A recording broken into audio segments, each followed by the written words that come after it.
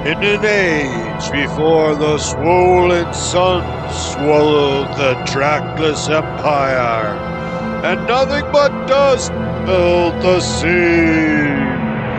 Rogues, bandits, sorcerers, and druids walked the jeweled paths of this dying earth.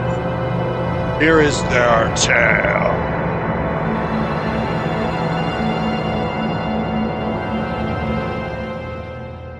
Lumen's very excited that his heathen companions have finally seen the light, and that he will be accompanied in royal style to convert the unholy in this cursed land. What time of day is this all happening? There's a gate. You got to go through. At night, it's closed. Yeah. At night, the gates to the city are closed. So pick a I'd time. say, crotch of doom. Maybe 10. I mean, Jay, I'm going to use the ageless orb to make myself look older. Kind of wrinkly, grow out my beard a bit to where hopefully I wouldn't be recognized. My only thought was I think we need to get into town and read the room. Like, it's been a while. We have our own bit of agenda. Top of mind for me is revenge on Gar Hassan, but I think we need just a glimpse of what's happening in town. Look, I think it might be easy. I think the Church of Laylock, I think Gar Hassan is like the premier silk merchant that is aligned with them, like making an appearance and maybe asking some questions and getting into town and figuring out what's happening is step one. And we could do that under the guise of you preaching and or going around town to visit the church or whatever. I don't know. I would say we just play it spooky strangers heading into town. Not really sort of reveal our hand and just walk around town. Just watch people, sort of shrink away from us. And what if guards at the gate ask our business? Oh, our business is our own. That's what Frodo said. Approaching the Silk Gate, before you get there, about a half a mile out, there's a young waif, a young girl, fending off and crying out against a couple of dudes that are harassing her, or she looks like she's dazed, like coming to, and they were going through her stuff, groping her and stuff, and she's like, get away, leave me alone. And of course it's being Rom'Myr. If there's, there may be a farmer's wagon going by, but no one gives a shit. How many guys are there? 2 farmers. They're the only thing that looks like they can steal is like her shoes, so they pull them off and are running off with them. Why don't you go try to shake their hand, Lumen? I think I would recommend we just walk over very close and just stare them down. They grab the juice and they start running away over the hard clay packed plain outside the town. We got shoes for our brother! We have shoes for our brother! Return to the farm! And she's sitting there crying. It's like she's got someone hit her in the back of the head, like she's got some matted blood on the back of her head. So she's still kind of a bit dazed. How far away are they? They're running. Ground is fairly level here. No, how far away are the dudes who are running? Oh, how far someone can run. As you guys are walking over and they're running away, so. Yeah, I was just walking distance, yeah. Almost out of rock throwing reach. Are they within 180 feet? No. Wow. Okay. I guess we don't do anything. I don't do anything. I mean, we're kind of loaded, at least for people in Valater. We could just buy her some shoes, drop some silver or whatever. She's roping around and looking. I had some valuable possessions. I was robbed last night. I've been laying here dazed till morning. Where is she from, I ask her. And she points towards the cold heath. Sarah with a silent X. He was hanging out at the Drowned Cat tavern outside the walls. It's not too far away. Looking to crawl up in the corner and sleep for the night before the gates opened up. The tavernier threw her out because she wouldn't give him trade any of her belongings and then just sleep on the floor in the corner. So she left. And then soon after she left, she was smacked on the back of the head. Now she's come to and she's missing a coral ring carved in the shape of 2 intertwined dolphins bearing pearls in their mouth, one white and one black, a sea green dress of fine mace maker silk. She's really upset about that. A leather satchel with an ivory comb and a silver mirror, and a long leather cloak made of some supple megafauna skin. that was stolen from her in that place, the drowned cat. No, after she left, after she was kicked out and was Mhm. walking away in the dark, there was a few people at the tavern at the time. So she doesn't know if it was someone she met on the road that attacked her, or it was someone who followed her out from the drowned cat. They're all the positions that my mother gave me. Which direction did the assailants run off in? Those were the assailants. Her blow came much earlier in the evening. These guys are people that just came across her while she was dazed and and unconscious took her looked- shoes. And took her shoes. The one, I see. basically the one thing she had left besides the back cloth over her back.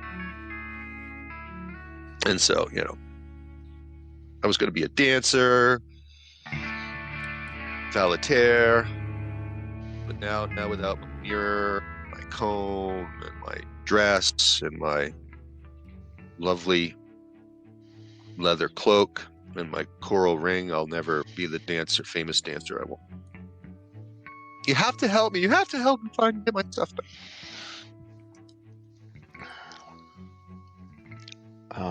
She's like on her knees begging. Okay. You got a 12-year-old, 15-year-old. Let's say a 15-year-old. Let's just start with, do we want to help here? What do you guys think?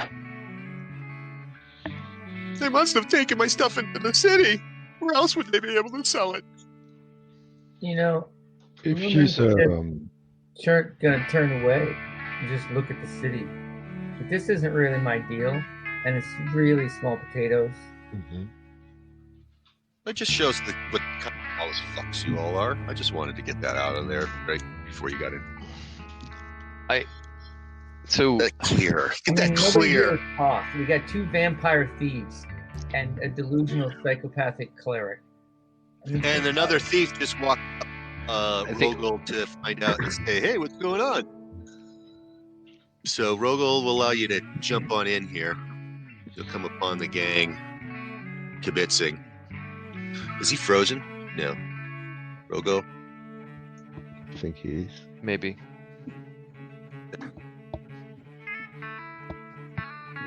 You are okay, but anyways, we'll How are we consider gonna- that. Is he gonna be net new to the party, Jay? Or are we gonna make Yeah. up a previous bond, or what? Any thoughts there? He could. Who could he recognize? Kree, maybe. He could recognize Kree, right? Not pushing in that direction. If you want it to be kind of a net new thing, I'm good either way. I just was Yeah. checking what you I was thought. gonna throw it in. Let's see if he He gets did. back on audio. And he did. He did went ahead and pick a god from Petty Gods, so that was cool. He did it without me even asking. Nice. Just pay attention. Maybe while we're waiting on him to get You back can on yeah. audio, We can I get- either leave her or help. So I get that Lumen doesn't care. The only other selfish angle I see is, I mean, clearly we historically are thieves in this area, and there are other ones that are doing things. Mhm. Could at least ask some questions. I came up with one premise if we wanted to duck into the drowned cat is, if I particularly use the orb to make myself look like this old dude, put the hood over my face and like act that I'm a mystic and I'm tracking a woman who portrays herself as being vulnerable just so people will take goods that are cursed from her and pass the curse on to whoever takes them. Mhm. And that we're looking for her, and then basically like maybe get some lead on if anybody knows anything, compelling them to maybe start thinking that if anyone knows anything, that they now have one of these cursed objects in their possession.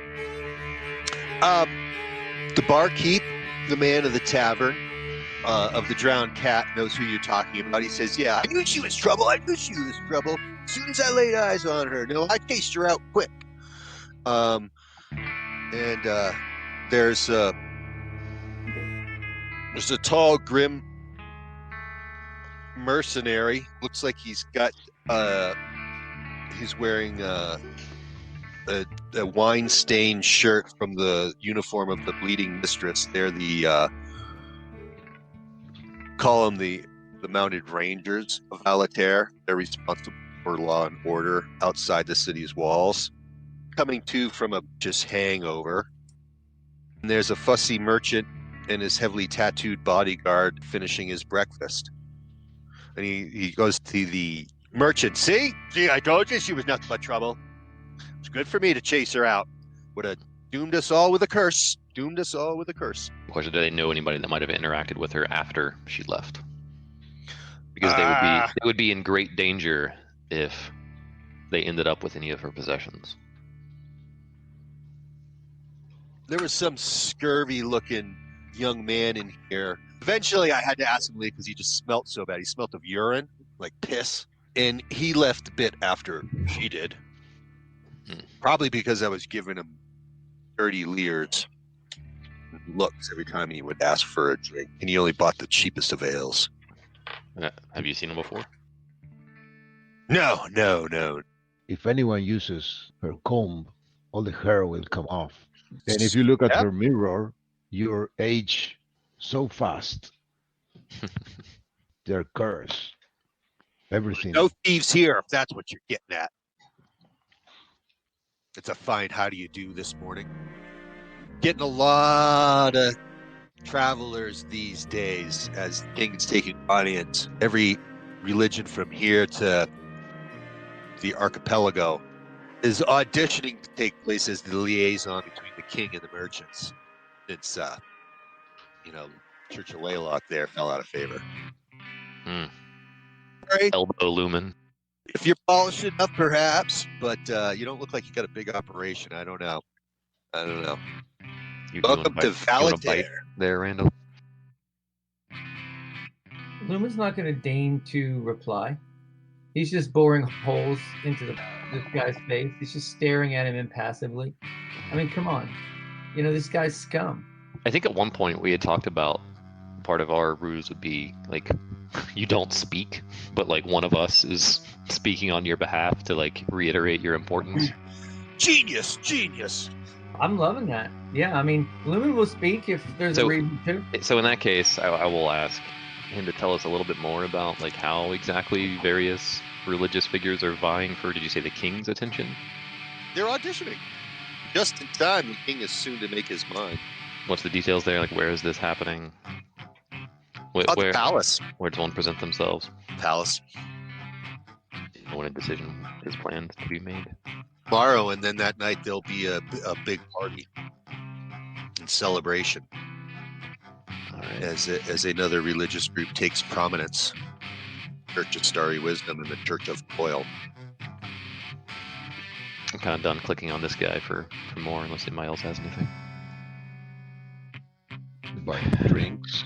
Yeah, or offer, like, if he sees the scumbag again, maybe to send a messenger to the Last Virgin or something, if that's what we're going to try to hole up.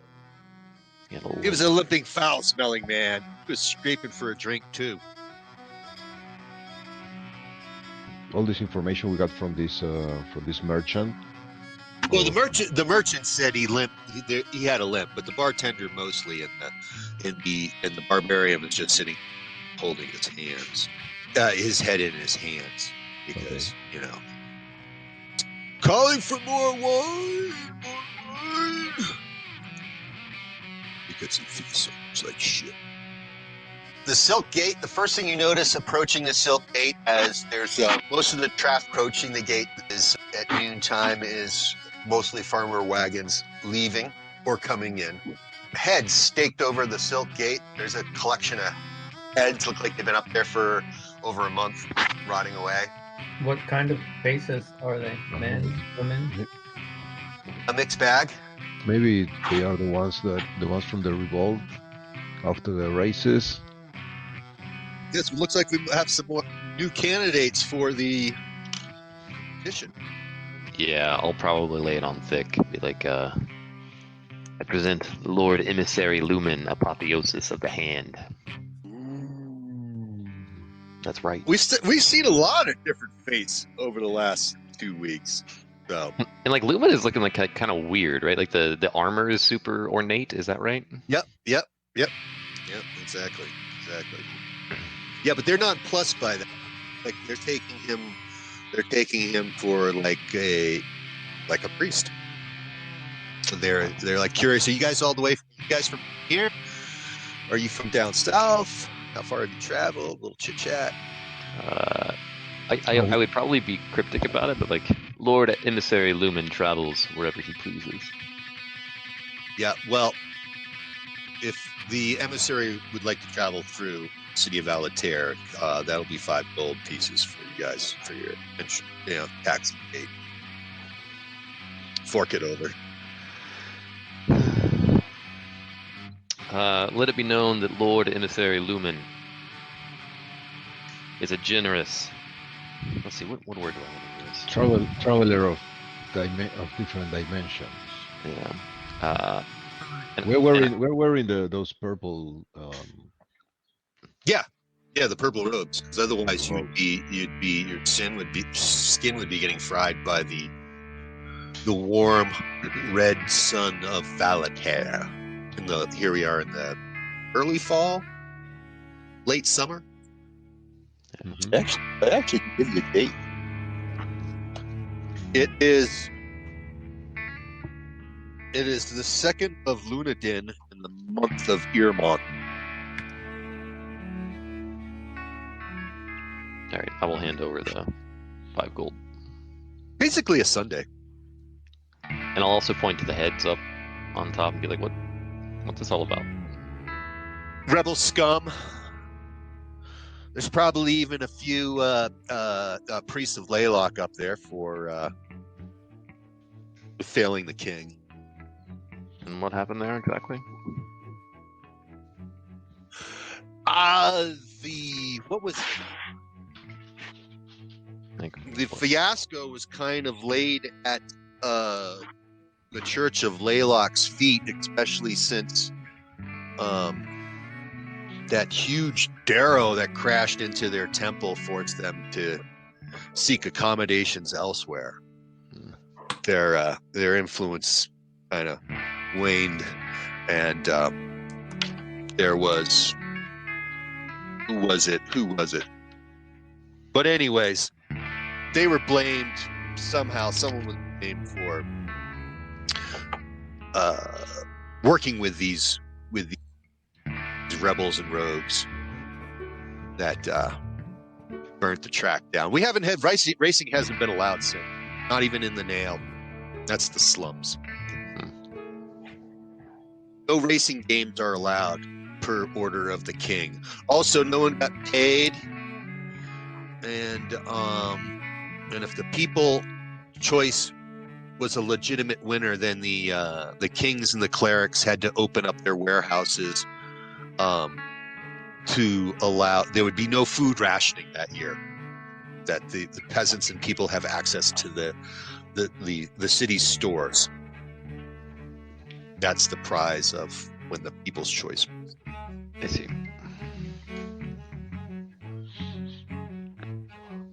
So the people are protesting that they're not getting their food. Everyone got screwed on their bets. The track is half burnt down out there, but Another lovely day in Valater. no more racing. So mostly if you want to get any action like that, you're gonna have to find some off-book rat fights. Yeah, for another 5 gold, I'll tell you where there's a good venue for some decent rat fighting. The king is gonna have to give the people some other entertainment. So far, the entertainment has been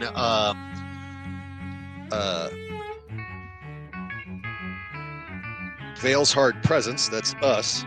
Hunting down and searching and making sport of finding rebels. So basically, a rebel is anyone that popped off in town against the king. He's not a king; he's a vizier. Relevant senses in the air, banging chatter. You see, slave on the block being sold. near the gate. Merchants loading up. Finally, put final tugs on their stuff for the move on out. It's also I don't think we care about rat fighting, but has he seen any shifty-looking people with a heavy limp come by this morning? Yeah. Oh yeah, God, he smelled awful. He must be a tanner. He was able to pay his entrance fee, and the guy shows a small leather satchel. He is offended. Lord Emissary Lumen's sensibilities. Oh, stench. Is the little girl with you? Probably not. Or we probably would have made some other arrangements. Maybe she's following us. I don't know. Assuming she's with us, I would put my hand back, kind of behind my. Like, that's it. That's mine. That's mine. That's mine. That's mine. I glare at her. Turn around. She puts her head down. Fine. I know it. This vile person is a thief who has offended Lord Emissary Lumen's sensibilities. I understand that was used as the entrance fee. It'd normally be 5 gold. I'll give you 6 in exchange.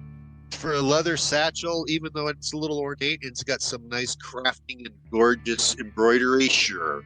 He hands it over. All right. Is there anything inside of it? Nope. Oh, my ivory comb and silver mirror on there. And she's like, was he wearing a long leather cloak?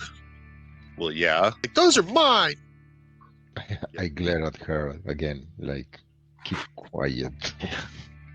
You're the one who speaks. Where would you like to go now that you're in the city? We enter the foreign. Something else just occurred to me. Gabriel, we kind of need like rooms with coffins, right? If we get got, we have to materialize somewhere. If we go south, the dark blue is the rich part of the city. We can find some accommodation there suitable for people of our status. Maybe a nice on the rich quarter. Let's buy a house.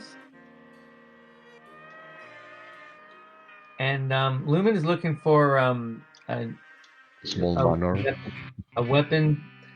He essentially wants to buy like a poleaxe, a very nice one that's long and dangerous looking and can sever hands from 8 feet away, 6 feet away, maybe 5 feet away. I had one, but I broke it on a door, if you guys remember, in this castle. Okay. Beat the hell out of it, right?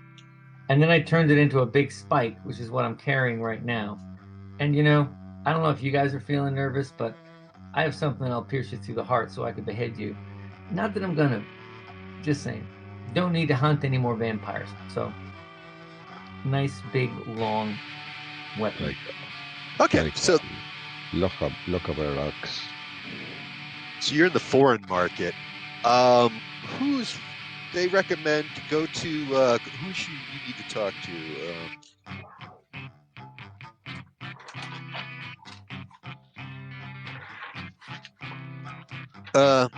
Zagosta, the master jeweler. He's just a block over on Stone Street. He has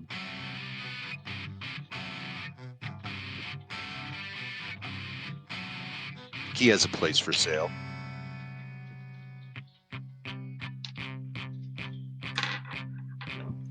Is this in the good part of town? Yeah, he's in the foreign market near you guys. This is the upscale. The foreign market is next to the rich district. Let's do it, right? Let's take a little walk. And it's Zagosta Master Jeweler on the corner of Gem and Stone Street. Plump, pale, successful. Specializes in fine jewels, precious stones.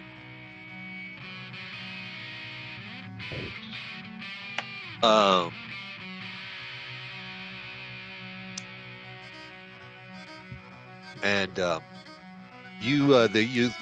Faradell and Cree, you're from the criminal element of Valaterra. You remember that Zagosa known among the city's criminal element for turning a blind eye to stolen goods. But yeah, he's got a nice place. All perfect for you. Used to belong to a textile merchant, local textile merchant who had to leave town, left town. And what Left was his his name? property. What was that name? Avent the Failed. Failed. The failed. Yep. He was known for some type of scribe, scholar. He was What, successful seller of textiles. what caused him to leave town so quickly? Everyone says it was a broken heart. His business partner must have always been in love with her because she started getting up and hanging out with this foreign woman from Rom'Myr. Sounds like some juicy gossip. Who was his business partner? I can't remember the name, but it was her girlfriend is Lilith the Jeweled.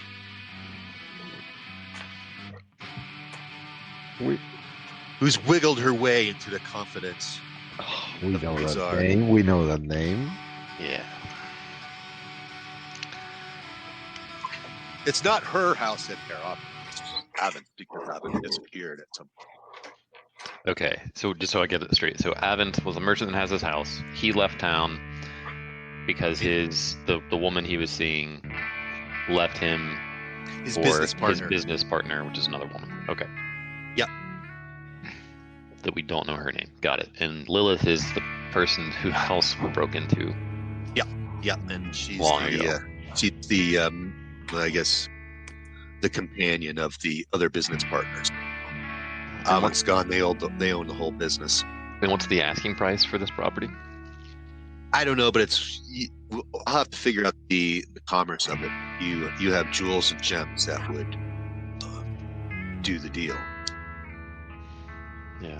Okay, Lilith. She was Clarissa's girlfriend. Clarissa, yep. Clarissa was partners with Avent the Fade, and Avent hired one of you guys. Maybe none of you guys. I don't think any of you guys were involved in it. Maybe Veridel was there, but yeah, Avent the Fade hired you guys to find some dirt on this mysterious woman because he was afraid that he was going to lose his business to happy couple.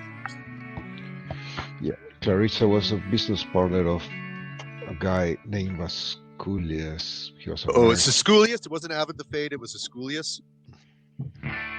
Okay, that's the right name then. I was using the wrong mix. You'll get a chance to meet Avent the Failed. Okay, so like maybe just round numbers. Assuming it's going to cost a couple thousand gold of jewels that we have to process. Yeah. First, last, and deposit 4,000. 4,000. What are the chances that we maintain residence in Valater for a long period of time versus having to leave town again like we have in the past? We can rent the place, and then if we then we see. Actually, I like that. How much would it cost for us to rent it for a week or two and decide if it suits us? The 4,000. You can use it as a. It can be applied to the purchase price if you so choose later. Oh, hold on. Sorry, maybe I misunderstood. 4,000 is not the purchase price? No, that's to rent it. 1,000 a month to rent. 1,000 a month. Mm-hmm. Or you can buy it outright. What's the asking price? Let's it's got to be 16. We'll call it 16. I don't know that we quite have that much together. Okay. How about 8,000? He goes. I just don't want to get in the way of your guys' making a purchase, but I also want to establish a good, some kind of baseline economy here. So yeah, no, I think it's good. I guess he goes, What can you afford? I've been stuck with this thing for months. No one wants it.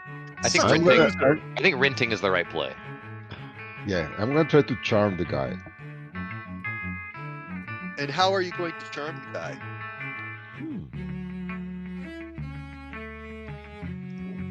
Gabe, how is Kree attempting to charm?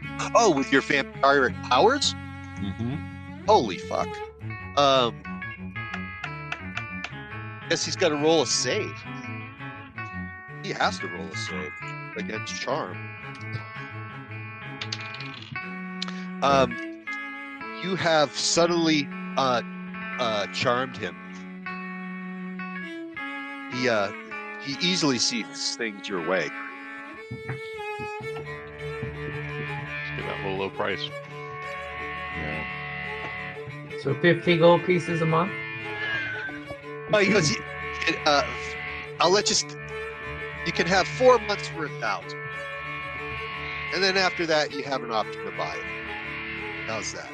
You'll never find a better deal in Valitaire. That sounds good. I mean, I knew we would understand each other. Is it furnished? Yes. No. All the belongings were sold to inside to pay for Sculius's debts. I got some ideas for some furniture we need to bring in. a couple of coffins. And I think I would know a guy too. Like Jay, I think we established like what Veridel did in the city. You know, aside from Veridel wet work was like disposal of bodies and Yeah, involved with the worship of Galishma. Yeah, so I bet I could maybe have a connection or two, or we could secure some coffin supplies. Yep, and all you needed is just fill it with some good old Valitaire dirt. That's your home. Mm-hmm.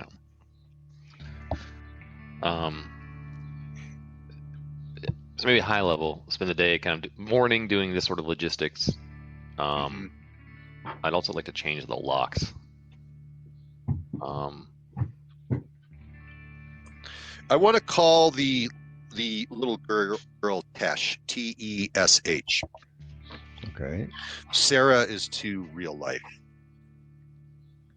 Even with the silent X? Even with the silent X, it's not working. Is there an X in Tesh? Was it T-E-S-H-X? T-E-S-H. Or we could, if you want to spell it T-X-S-H and T-X is silent. Good. Okay, so I agree with that plan. Okay. You gotta give the guy I got 1,000 in gems. That's how he. Oh yeah, he's a gem trader too. Okay. So I give that Jewels, gems, for the uncut house. stone, false deeds, things like that. You know. Okay.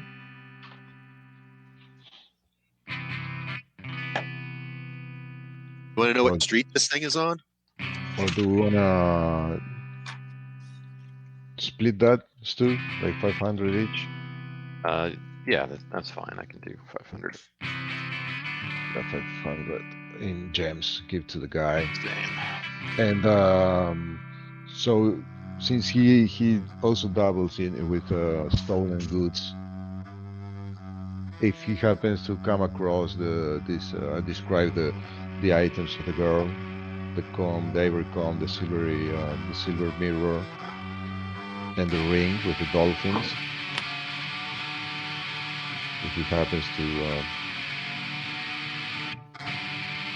come across those, he let us know.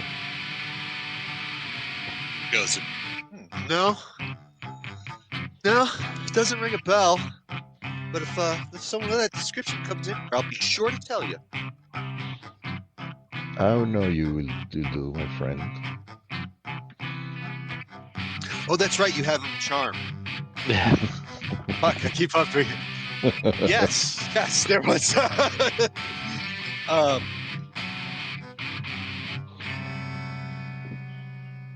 Yeah, he was a nervous young Rom'Myrian. Not from around Valitaire. He doesn't. He went by the name of Ed Wolf.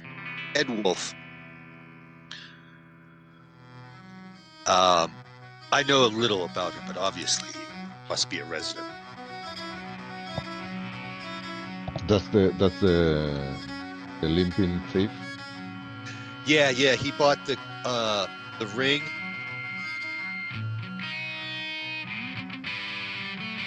Off of him. He shows it to you. It's 2 intertwined dolphins, and Tesh is like, that's mine.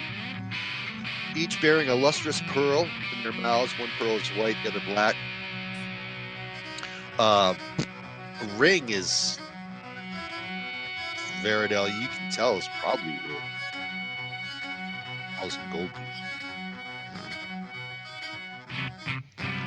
At least the 2 pearls. In combination with the delicate carving of the ring, it's probably pretty good. How did this girl come to possess this? She says her mother. They're my family inheritance. It's all I have, and I've come to Balater to become a dancer. And all these accoutrements are what I need to accomplish it.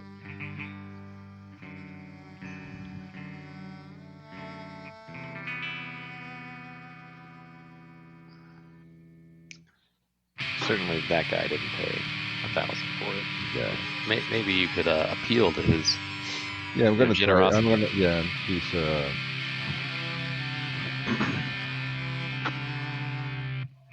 I asked him to return the ring to. Yep. Oh, no To- problem. No to problem. Earl. I'm loath to attract the attention of authorities, of course. I don't want to be for, the dealer of illicit goods. If you find that guy, I want my money back. He didn't tell me it was stolen goods. So if you find this limping, smelling beggar, bring him to me. I'll reward you.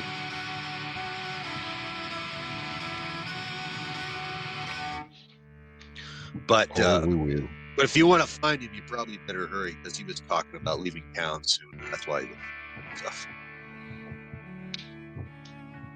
But I don't know what you want to do with some common gutter rat like that. Oh, he offended his lordship here, and Well, then he'll pay, won't he? Dirty little peasants. Has this guy heard any rumors about, like the king's preference for, what sort of affiliation he might be seeking with a religious leader? Well, the Church of Starry Wisdom is clamoring for the contract. They believe that that it should be theirs, but obviously the king likes to play off power players. So, the Knotsman clan has been making made I guess a very attractive offer for the king. So, I would say right now it's between the Church of Starry Wisdom and the Knotsman clan.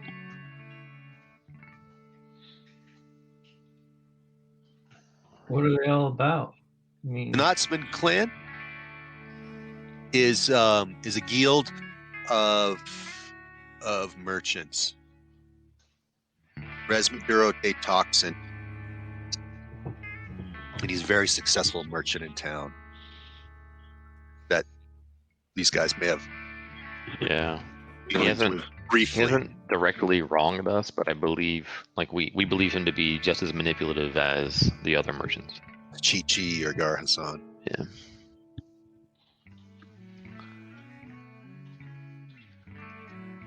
in the Church of Starry Merchants. Church of Starry Wisdom Yeah. is the biggest church in town. Yeah. Next to the Church of Toil, which is basically the Church of Toil is nothing but a front for a big, the most wealthy slave dealership in town, like a car dealership. This is the slave dealership. The Church of Toil is the biggest. And Esculius's house is on Farlock Lane, on the hill, just outside the hill. The rich part of town is the southeast corner of the city. Isn't that where we are? Well, Yeah, you're technically right now just in the foreign market where the foreign market. expensive shops, where the Gucci and Louis Vuitton are. You'll have to leave the foreign market to go up a slight rising hill towards southeast, towards that corner to where all the huge houses are, rich houses, fenced houses, private security. So we haven't seen the house that we just bought yet. No, I'm just telling you where it is. I want to just get that out of the way so we have the name. I don't care where you go. Yeah, in the market, I think we might, whatever the makings of maybe new cylinders for the locks or something as well, that we can secure the place. Oh. And a weapon crafter. All of those are available here in the foreign market. Okay. Yeah, For services, those are easily rendered services.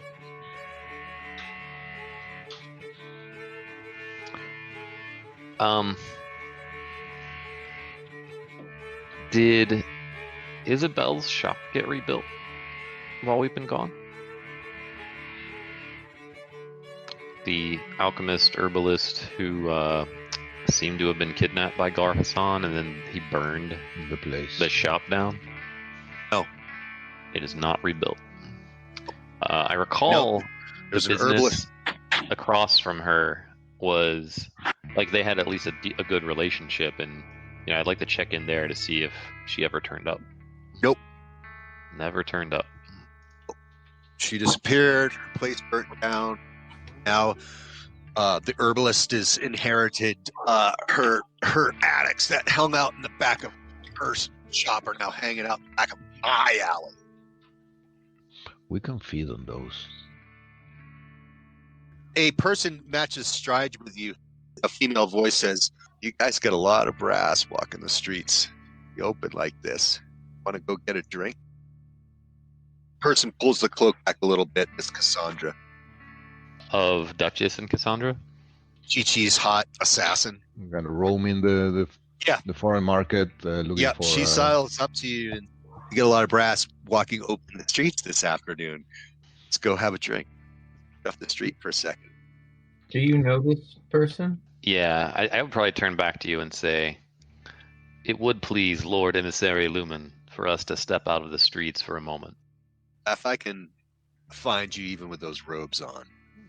Well, I am good, but let's put it this way. I'm only about a half a day of everybody else. She's got a place she likes called Gary's. It's in the Nail. She knows a lot.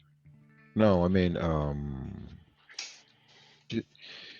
she doesn't know Reed. She knows Varidel. Yeah, she knows Varidel.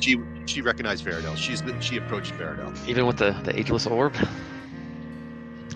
Yep. Who's this, Varidel? One of her girlfriends? Let's see. That's right, because we met up with Kree outside the city, right? Right. First met him at the track during the festival. That's right. Okay. Certainly you were familiar with this story, and I could just point out that this is I know. We made the heist for the silks.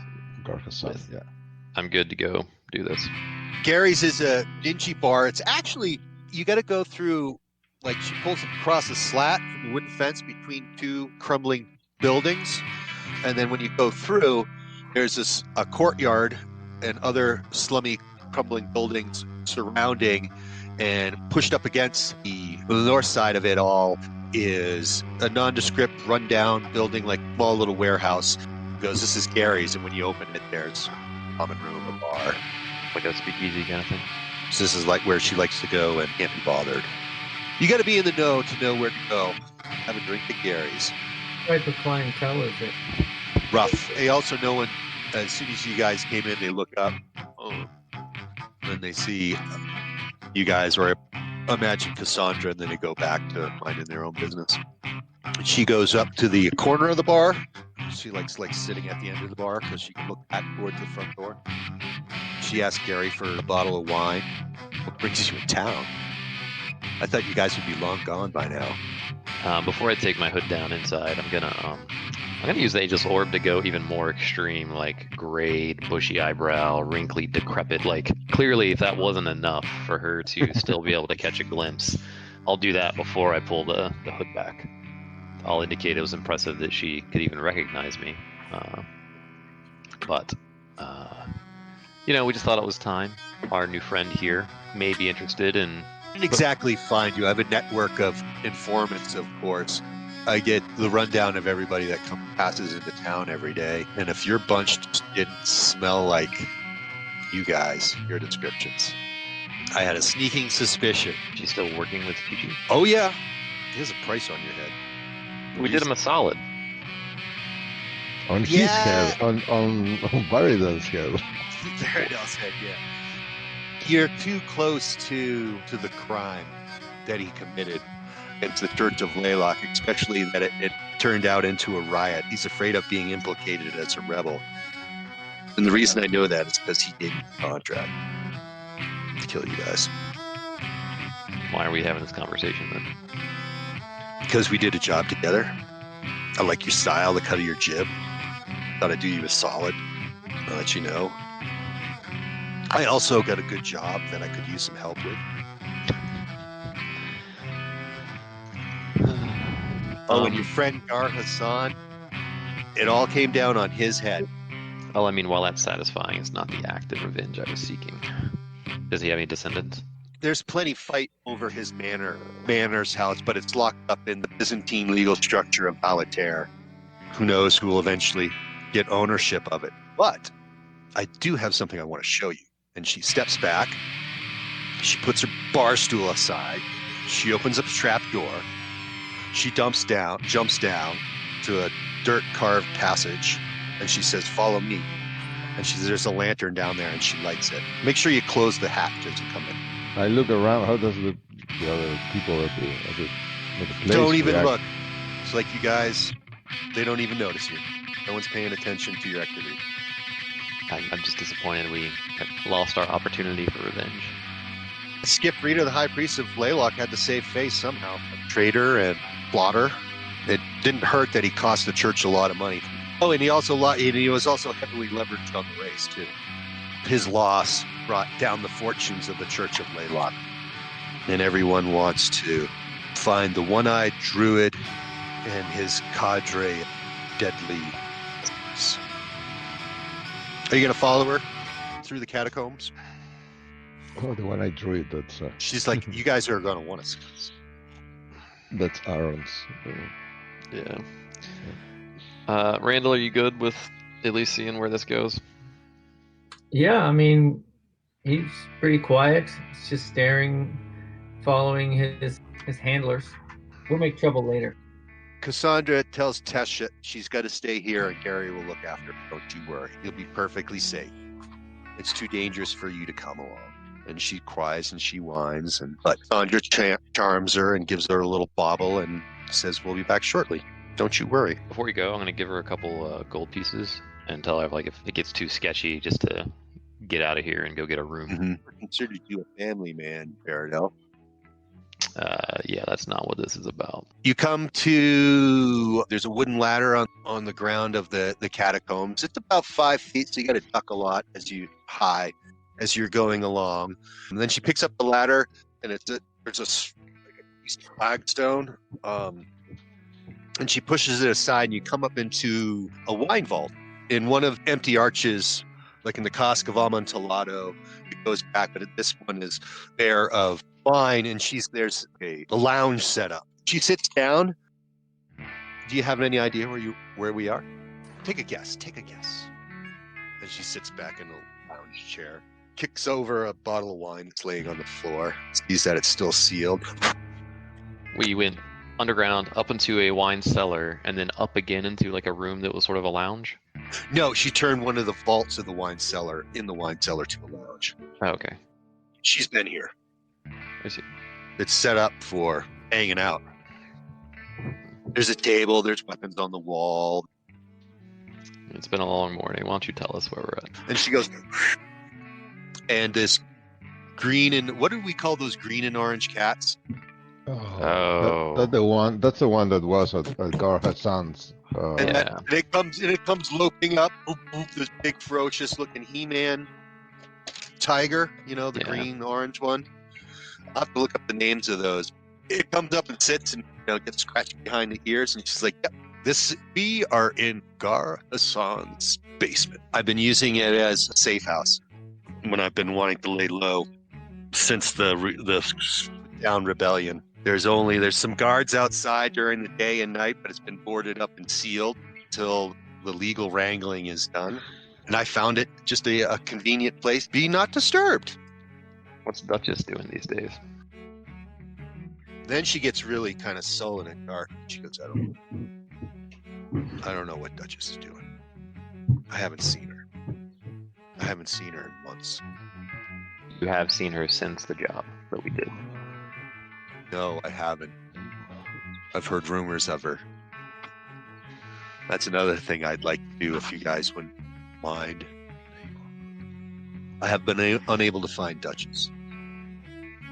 When she disappeared after the riots. After the job, yeah. I tried to find it.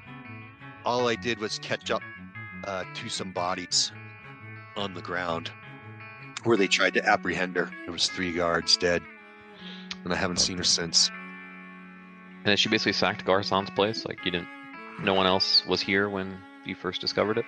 After Gar Hassan was executed publicly in the square and his head put on the gate, Lower. the Church of Laylock put a lien on the property, and nothing's been sold. Everything's just here. It's all secured. But no one else aside from the cat was here. Yeah, they leave the cat here. Bank uses it as a security system.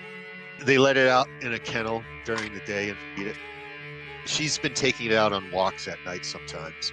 They do feed it on a daily basis, and there could be some stinky piles up in Gar Hassan's living room, but besides that, there's no one there. And what's the job that she is looking for help with? She looked at the place. No, everything's still there. She doesn't want to blow the cover. She says this is a great safe house. Yeah. No one right now is daring to cross Priest of Laylock, the Church of Starry Wisdom, and the King at the same time by coming in and rifling through this place. I beseech you to leave it untouched until some time. It serves us no more. The job. I have a map to a fabulous treasure here in Valater. I believe this map is good. I got it from Magmar the Lucky. He's a rogue of no small repute. Dice, he's terrible at dice. The map is little more than a few scribbled notes drawn on a wine-stained sheet of vellum. But he lays claim that it's the existence of the hitherto unknown entrance to the under-temple of the Carnifex.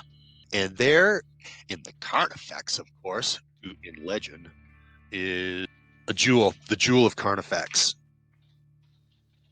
And that will make us rich as kings. And then you'd probably be able to forget all about Chichi Casapon's bounty. So you want the jewel for you, or for... Oh, we'd split it. Equal shares. The price of an artifact such as this is incalculable. And who are you gonna sell it to? I've been thinking about that, and I'm actually considering selling it to the Church of Laylock. I think they would be eager buyers. They would turn around and probably get to the king to try to earn their favor back.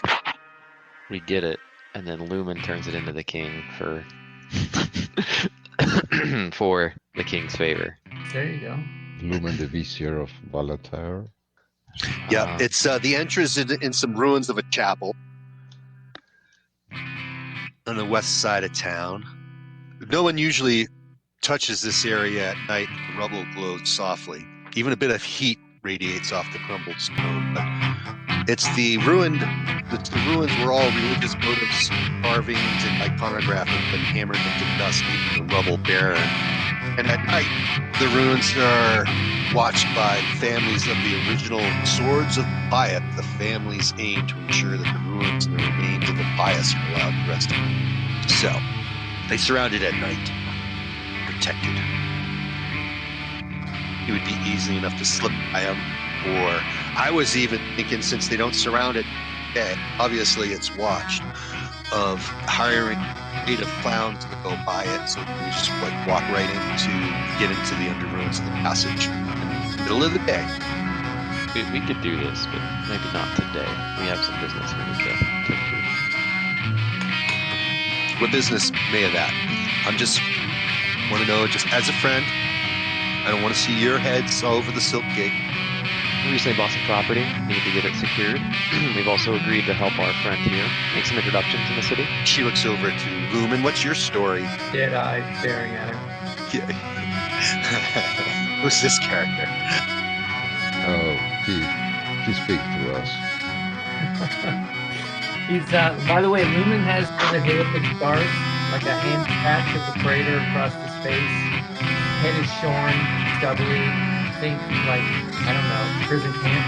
Anyway, keeps his robes, his hand onto his robes. And he just, in his subtlest way, lets the robe slip off his dead hand, and then sort of just pick up his stuff. Look, Cassandra takes a long look at that. She pays attention to that. She doesn't say anything. But she recommends that it's dangerous for you to walk the streets. Like I said, I'm good. I'm one of the best, but I'm only a half a day ahead of this. So. I mean, like, certainly I don't really look like myself right now. Can't she, like, even after I made it more extreme in front of her, can't she see that?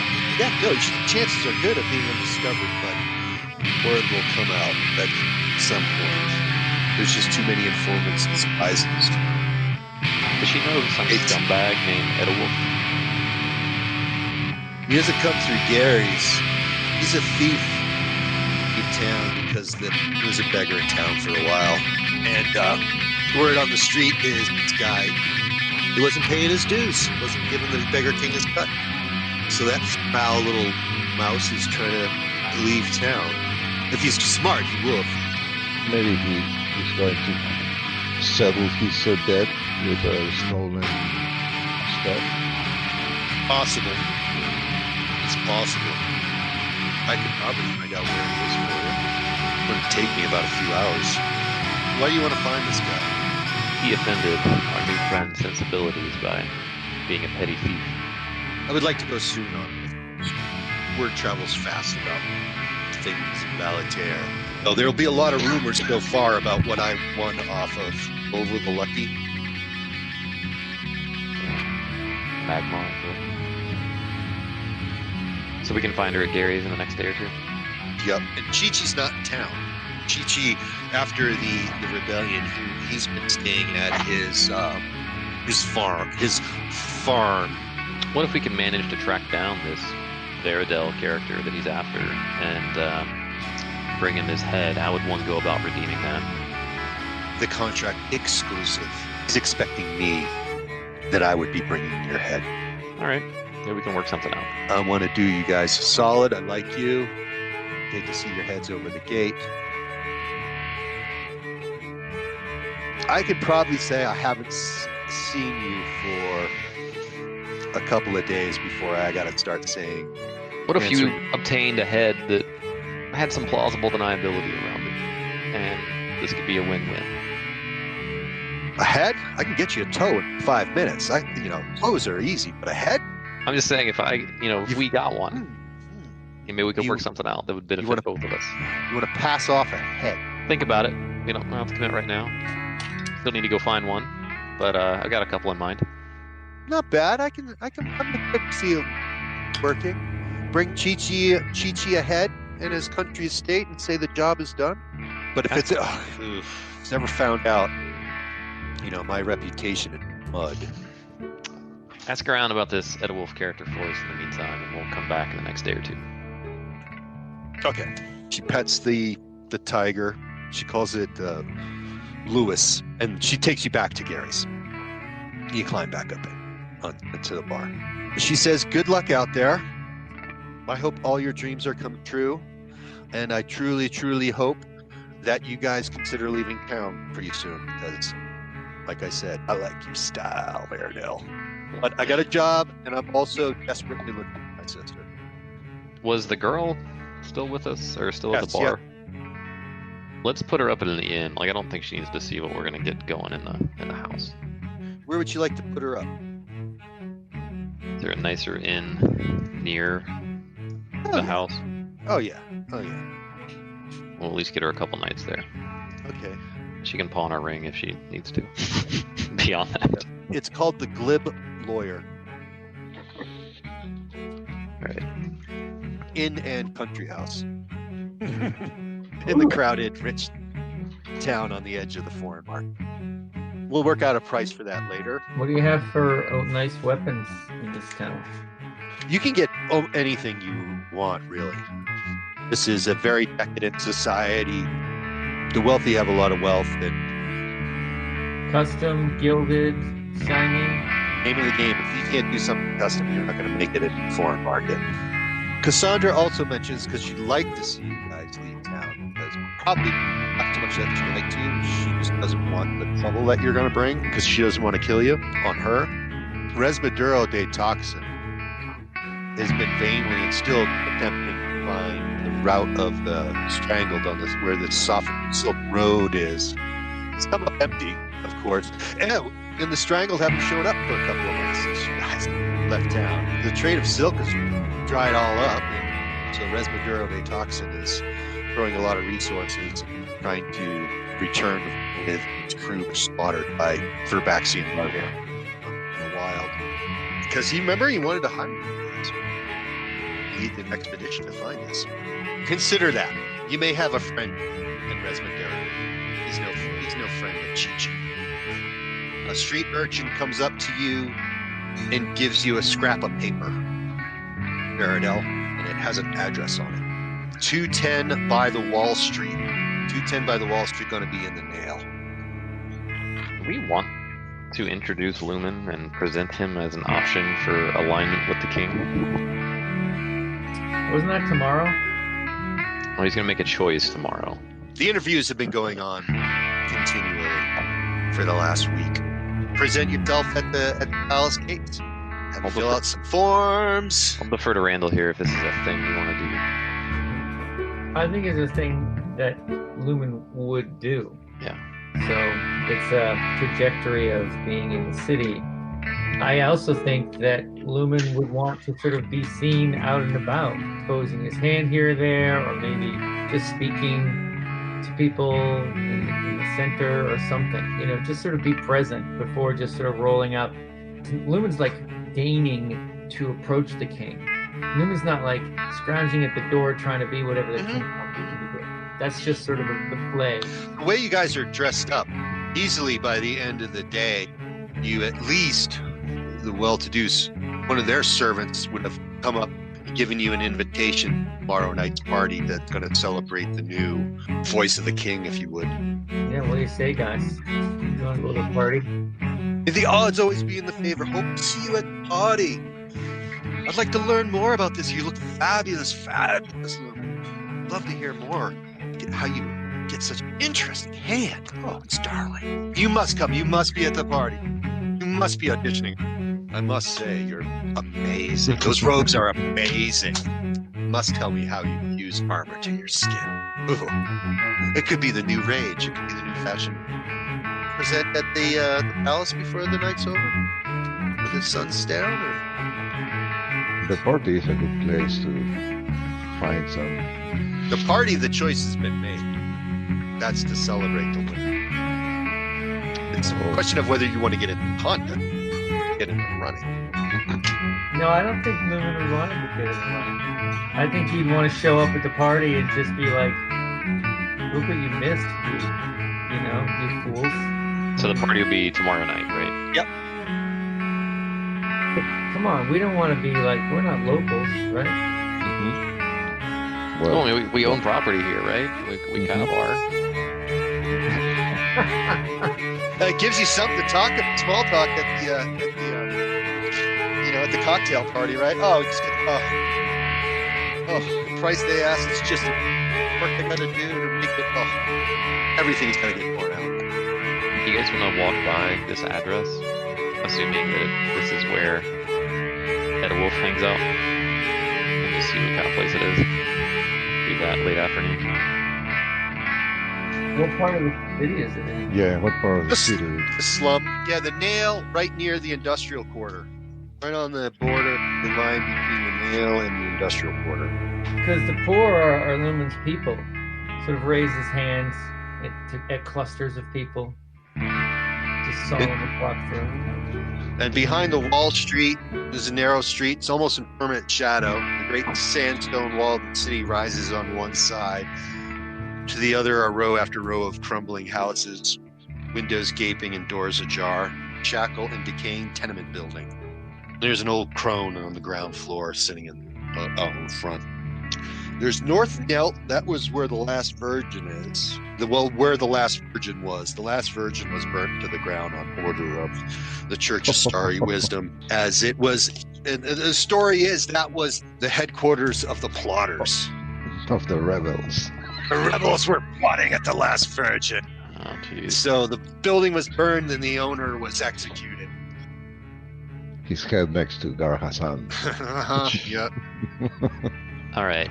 So it's a Look what rundown you- building, maybe with squatters, and there's an old woman like on the front porch. Yep. I mean, it's 4 stories tall. There's, it goes up about 4 stories.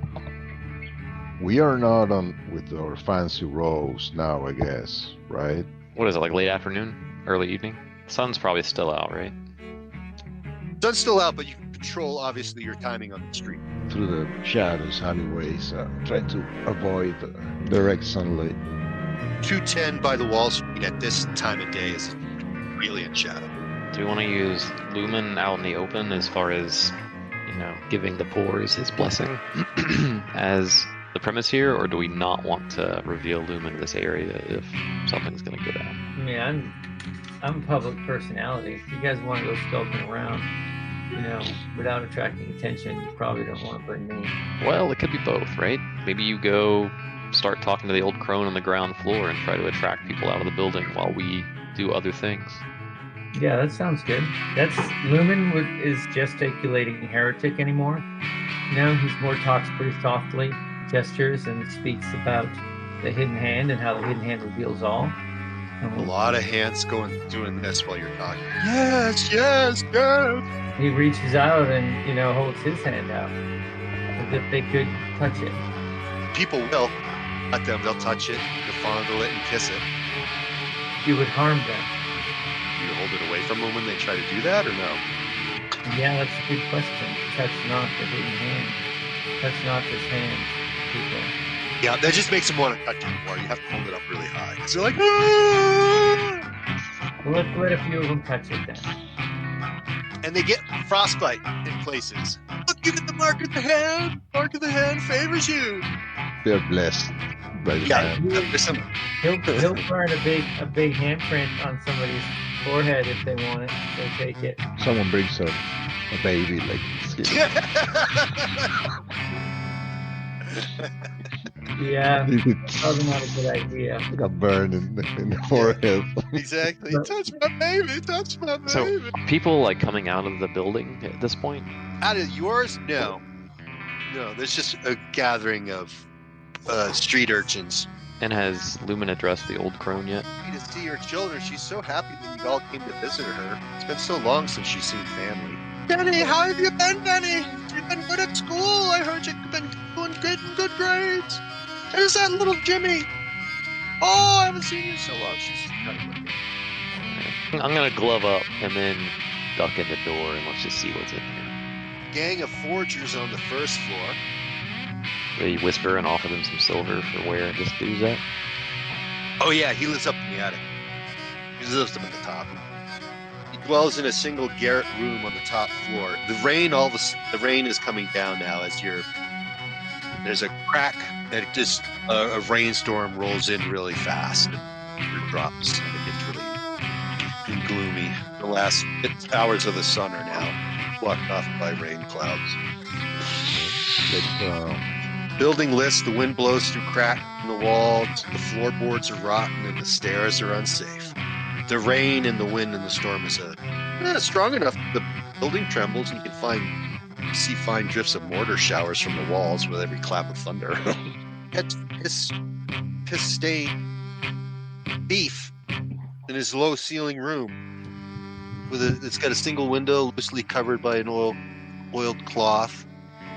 I look over the city and industrial quarter. The room is furnished with a straw stuffed mattress, a moth-eaten blanket, a bed can, and a chipped clay jug. And he's sitting there. As you come in, he's like counting some coins on the floor. And he goes pale, like Pulp Fiction, when John Travolta and Samuel Jackson walk into the room. Right. I've got the glove on, just for the record. Okay, so no one can see you. What's the play here? I got the money, I swear. I was going to go. I'm headed right over to see Ernest right now. Shut up. Promise. He shuts up. What is the coin by the mirror? Who do you sold those to? He sold what he had to a dressmaker. I'll throw myself out the window before I let the beggars take me to Urich. I'm gonna slowly, quietly, kind of circle around behind him. You can keep your coin. Come with me and show me the place where you sold the stuff. This guy's build, like maybe his He's thin, walks with a limp. facial structure. Like, what if I had to maybe compare his cheekbones to mine? You know, He's got a narrow face, high cheekbones. Barridel is doing the predator. He's got thing, blonde like hair. measuring the skull of the guy. now I'm trying to think through the feasibility of an NC Veridel with blonde hair. Like, how do we maybe shave the head and then bash it in some? Like this. This is getting pretty grim. Or we don't off the guy and we just get the stuff back. That was my initial plan. Is let's arm Cassandra with some plausible deniability. A beautiful hooded cloak made of the finest doe skin over his shoulder. It's slightly furred on the outside, light brown in color, and dappled with darker spots. Lumen, you can see a shimmering that no one else can see off of it that suggests that is touched with some magic aura. Though it bears no obvious binding signs. Say Lewin's not quite there yet, but I think we're gonna get there pretty quick. But How about he's got the cloak over his shoulder that. Yeah, cloak probably belongs to the girl. Yeah, he says a small mirror of burnished silver and a matching hairbrush. He sold at the dressmaker's place. You're gonna hand over the cloak to me, and you're gonna come with me. You're gonna show where you sold the mirror and the comb. All right, you can keep those coins. Okay, he holds his head result down because he sees he has no choice. His name? The name of the dressmaker. Does he have to show us, or do we have a lead on where it is? Oh, he gives you the name of the dressmaker, so you can just go to it. And does he freely give up the cloak? He wants to. He's about to. The entire side of the room is suddenly ripped away, exposing the room and all of you to the full fury of the rainy storm. What? That wall with the little window that he's back in front of gets ripped away, and as the crumbling sand tumble down to the street below, and the rain and wind lash, a shrieking demon, spined, winged, and hideous, swoops down upon the hapless leaf from the raging storm. It lunges for Ethelwulf and tears the cloak off his soul's shoulder. Much of his back comes away with it in a red explosion of blood and bone. Clutching the cloak in one talon, the demon flaps away into the storm, squawking triumphantly.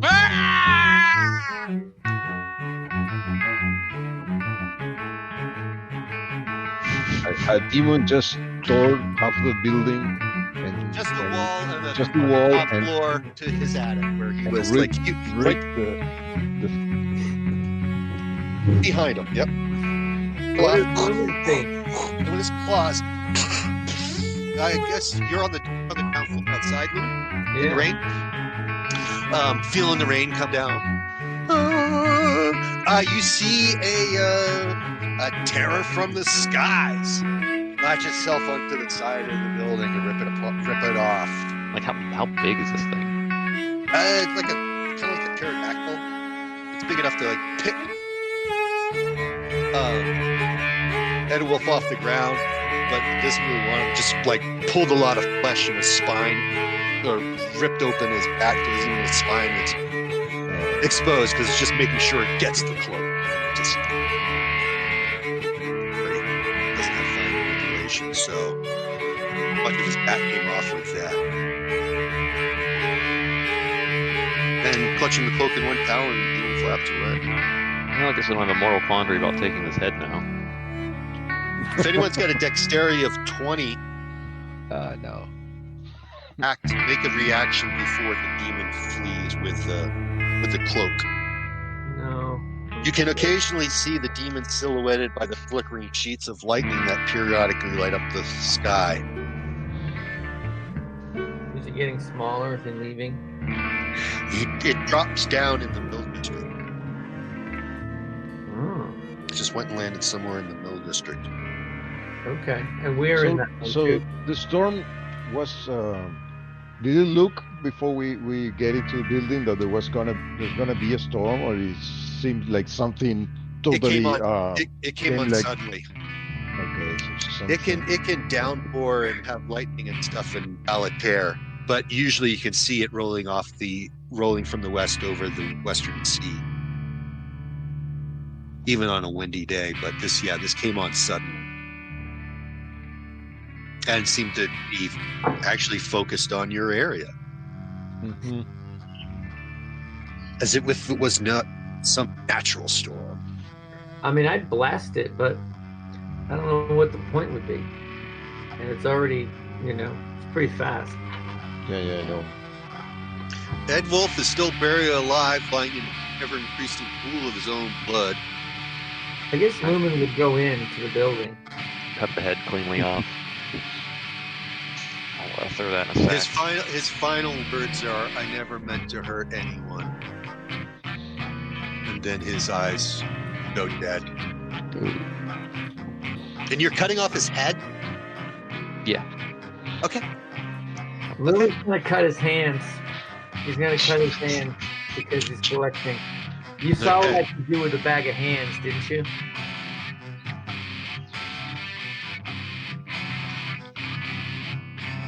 Yeah, we're gonna.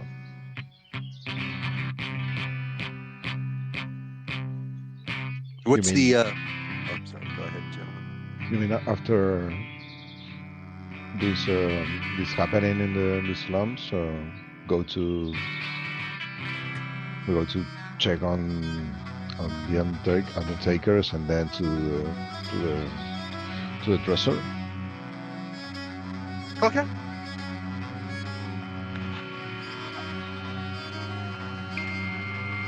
Mrs. Salazar's dress and pawn shop is operated out of the front room of Mistress Fausta Salazar. The horizontal shutters of her front window swing open to form an awning with a counter, behind which you have the plump and smiling shopkeeper, her hair tied up in a daringly colorful head scarf. She specializes in secondhand clothes and sells everything from shoes to wedding dresses at reasonable prices. She's a worshiper of gold dot. Merchants.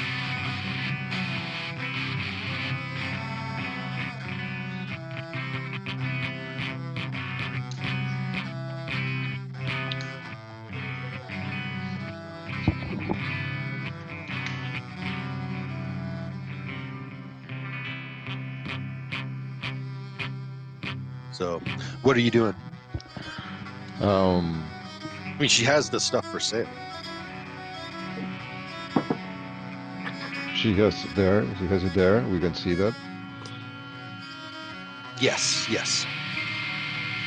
She says, the person who sold it to her, it was just a few hours ago. He said it was his mother's, the poor lamb. He said she died on the voyage. over from Rom'Myr, and while it broke his heart to sell it, the man has to eat. The man has to eat. I'm only asking 200 for it. $200. I'm afraid to tell you those are stolen goods. Stolen goods? I mean, How can you prove that? well, we represent the rightful owner. And it'd be a shame if your shop got the reputation of dealing with and harboring stolen goods. Well, in that case, I'll offer you the deal of a lifetime. $100.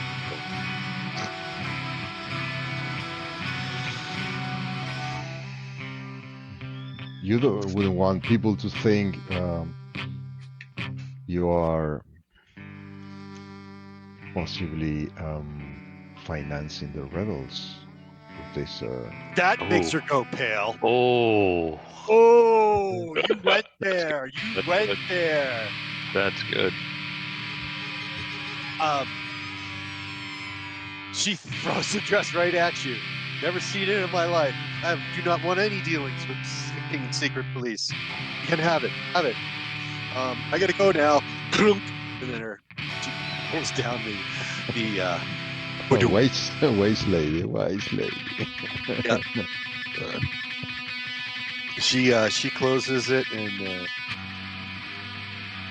gives it to you for no cost. So I think you have all her possessions except that goatskin cloak. Yeah. Yeah, maybe we'll drop by the inn that we put her up in. Okay. I gave that inn a name, didn't I? You did. It is Something or the Glib Lawyer.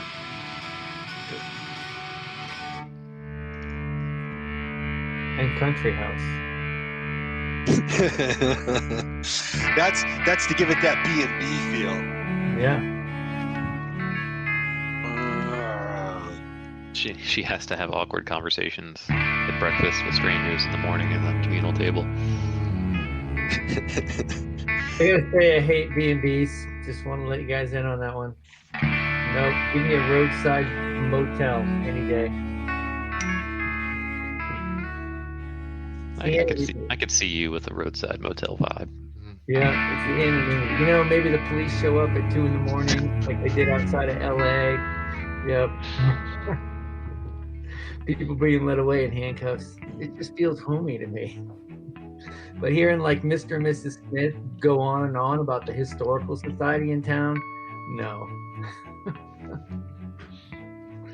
I really ought to go down to that special shop.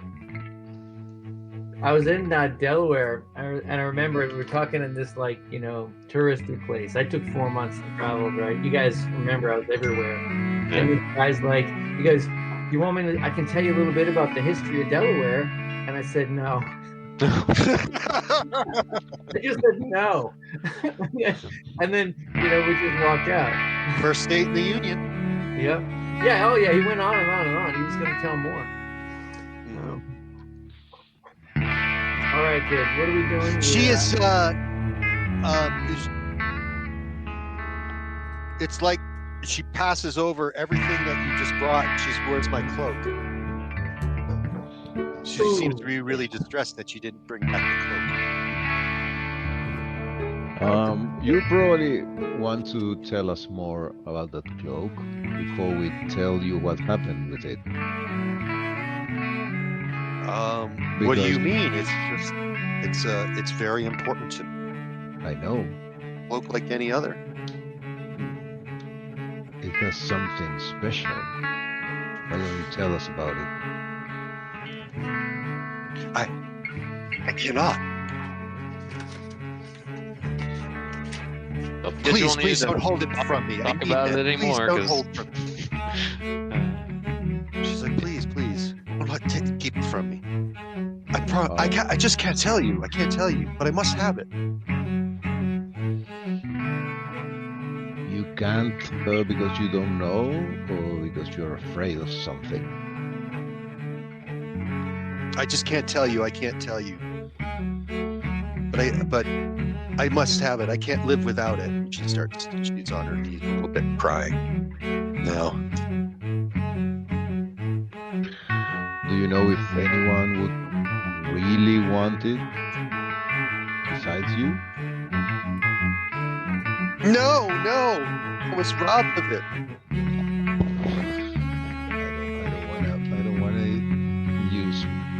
I don't want to abuse the Yeah. In hindsight, charming. I should have told you to take off after it in bird form, and I would get your stuff. So you could see like where it went. When you get where you go, like you grab like a tomato box and like Yeah. We need to start carrying around a bunch of sacks with us. Just to, all right, I'll be the bird this time. You get my stuff.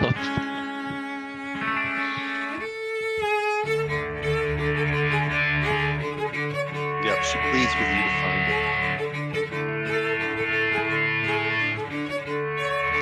We got no leads on it unless you have one.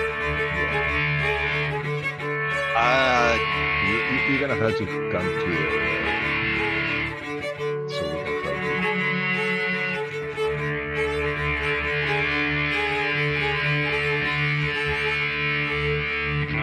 What did she say? If she is not, if the cloak's not returned to her,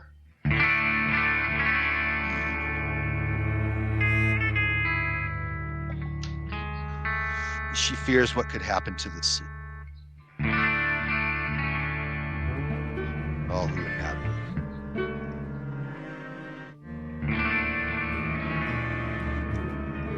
So there. That's what she says. Something might happen too. I lost that. She fears if she's not returned, if she's not reunited with her cloak, she fears for the city and all who live in it. So we're at her inn right now. Are we in the common room? Are we in her room? Well, you're in her room. Yeah. I'm assuming you're in her room because she doesn't hang out in the common. So Lumen holds up his hand, the dead one, right? And he goes, I can find this thing. You can find this thing, you say? I can. Oh, well, she rushes over and clutches your knees and hugs you like a long lost uncle. And he says, I will ask the hand to reveal this to us, and we will go seek it out for you. But it comes at a price. What price? Just name it. Name it. Any. You must serve the hand. What does that entail? Hand me your wrist. and he pulls out his hatchet. That's no. And he says, Are you serious? No. She puts a hand No. underneath her armpit. X card. No.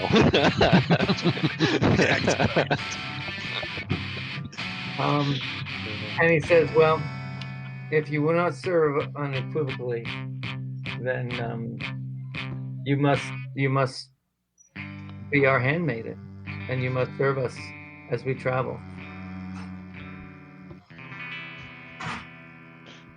We need a woman. A man needs a maid. A great seer, Neil Young, had once said.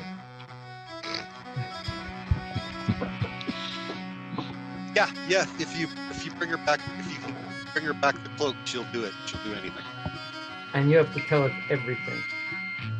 What do you guys want to know? Is there stuff she hasn't been telling you that you want to know? Just a little aside. I mean, we still don't know where she got it.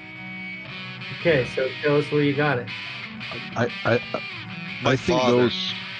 those things, they can work together in some way. The ring, the comb, the mirror, and the cloak.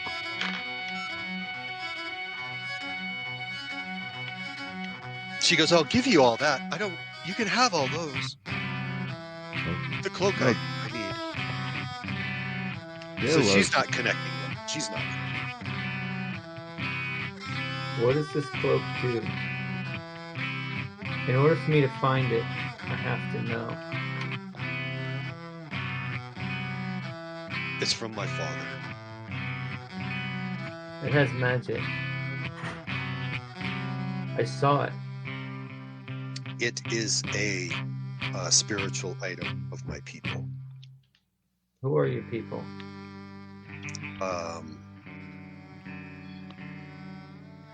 Her people are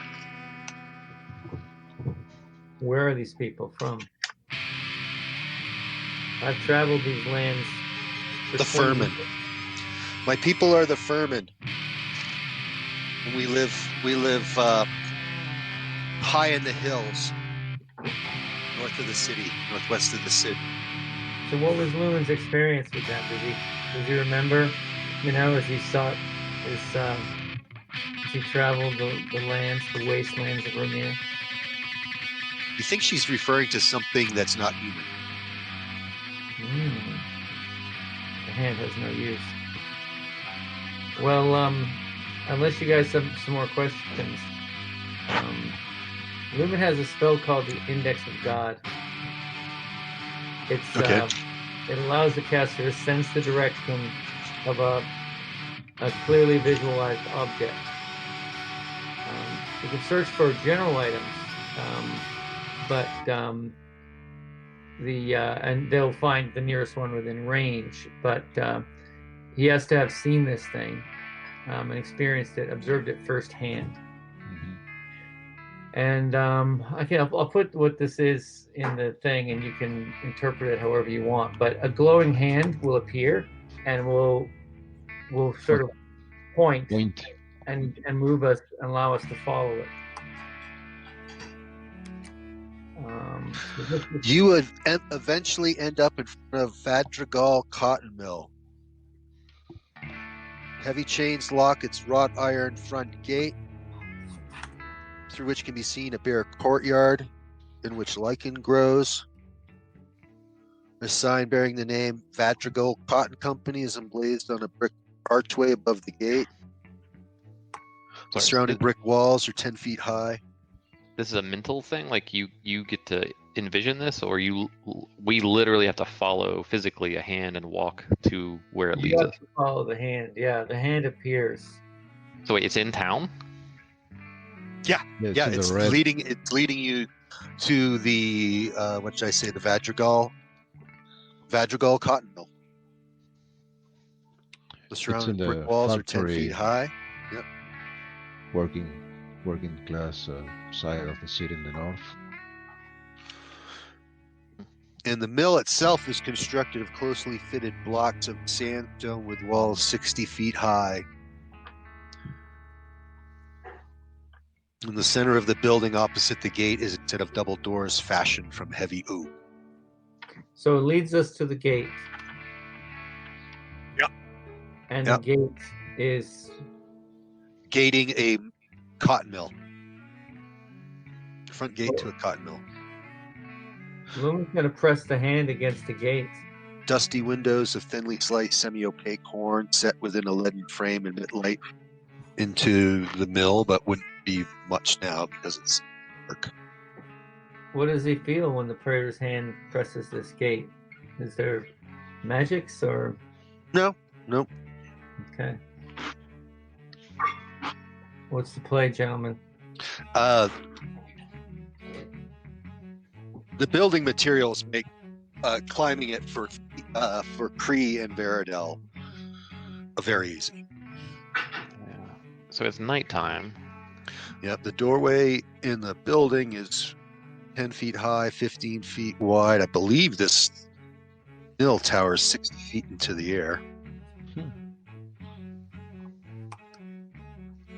So we're at a gate. Is it locked? Is there like a big chain around it?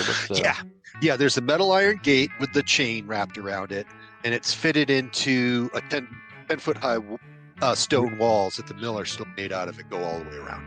Think of it as a courtyard. What's the nature of the locking mechanism on the chain? And also, I want to look at it in regards to like age, as in like, does it look like something that is fastened and unfastened frequently? Has it been locked up and rusted for a while? Or what are we looking at exactly? It gets used a lot. Okay. With a man of your skills, and not being in a hurry, it would be a snap to the lock. It's the chain. Are there any people around? Like maybe some homeless, beggars? No, No. no, the turbulent rain coming down has driven many people inside.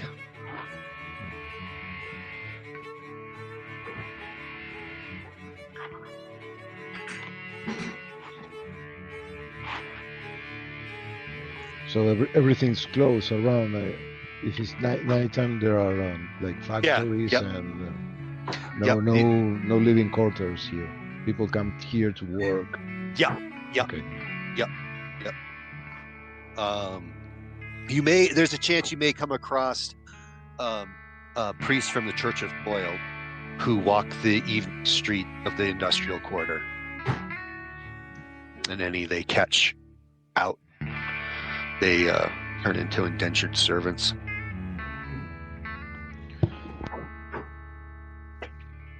All right, let's maybe quickly get inside if we're gonna do this thing. You're gonna climb up, and I'll just hang out there with the girl. Well, I don't think the girl. I think we would have left her in the inn. Yeah, she's not. We can unlock the chain, Yep, quickly and easily. or like if we climb up, you're stuck outside. It's true. Only thing would be maybe if one of us wants to climb up and just take a look over the wall and see from a height if we see anything inside before we start messing around.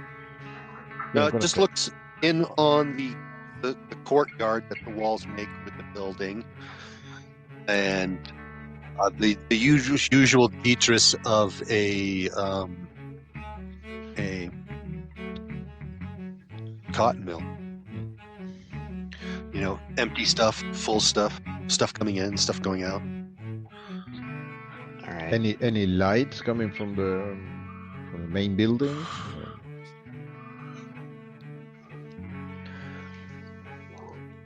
I'm sure there is. Yeah, on the top floor, you can see a light coming from one of the windows.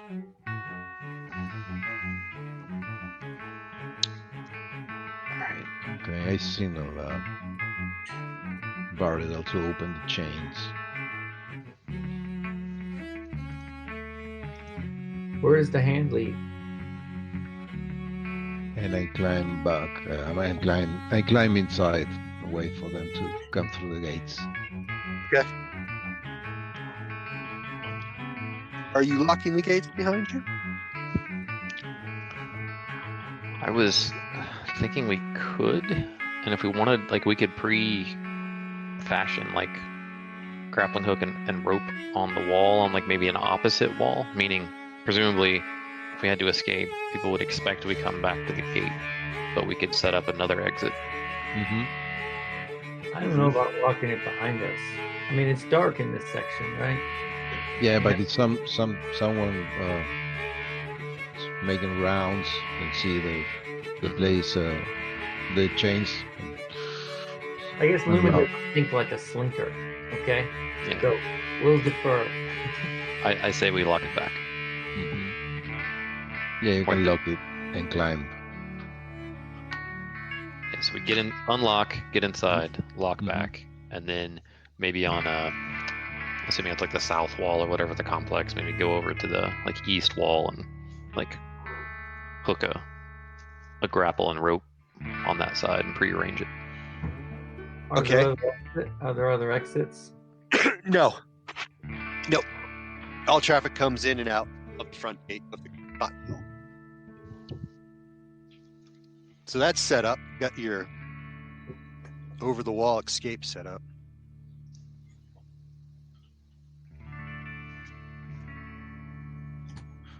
Doorway to the mill is 10 feet high and 15 feet wide. So I guess you can either go through the door or climb up the wall. The roof, the building's got a tiled roof. Any evidence of destruction from maybe a large winged creature? Not apparent. Like, scrape marks on the rafters. Well, you're outside the building right now. So no, there doesn't seem to be anything on the mute sandstone walls of.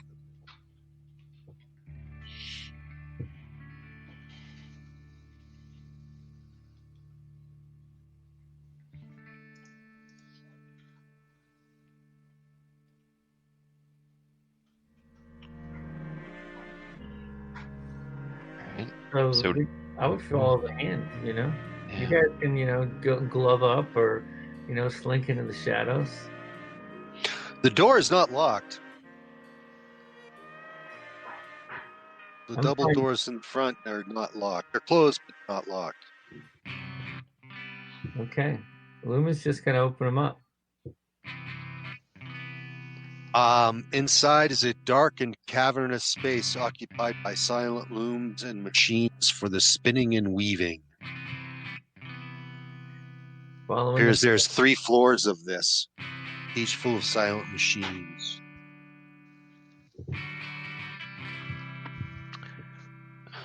Did our vision change at all when we became vampires?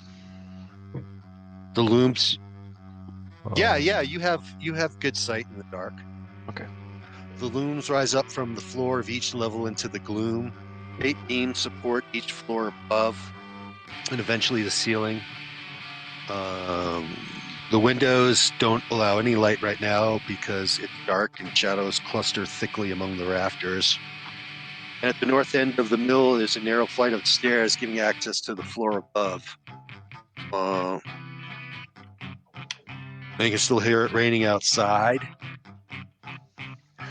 And Lumen, you know that you all are being watched by some demon. Some demon? Mhm. You can feel the eyes of the unholy on you.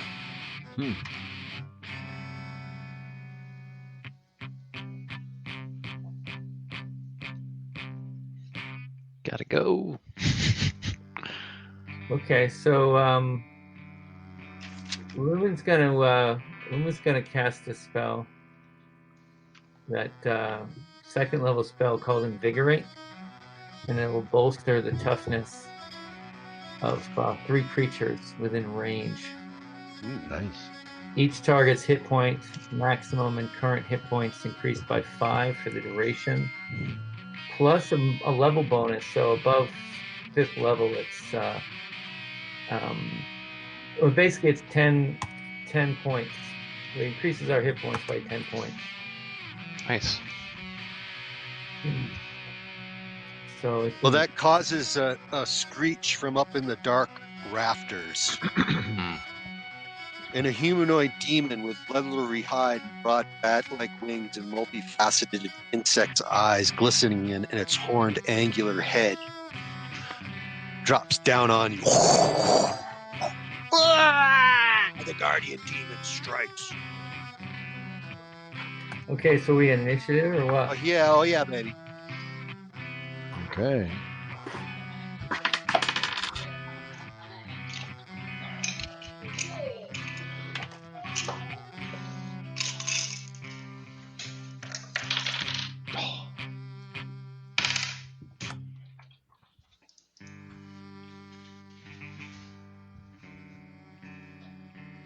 Just like, what? Lumen's got a 7. Hmm. You Yeah, go wow. first, Lumen. Okay, so he's gonna cast a spell, and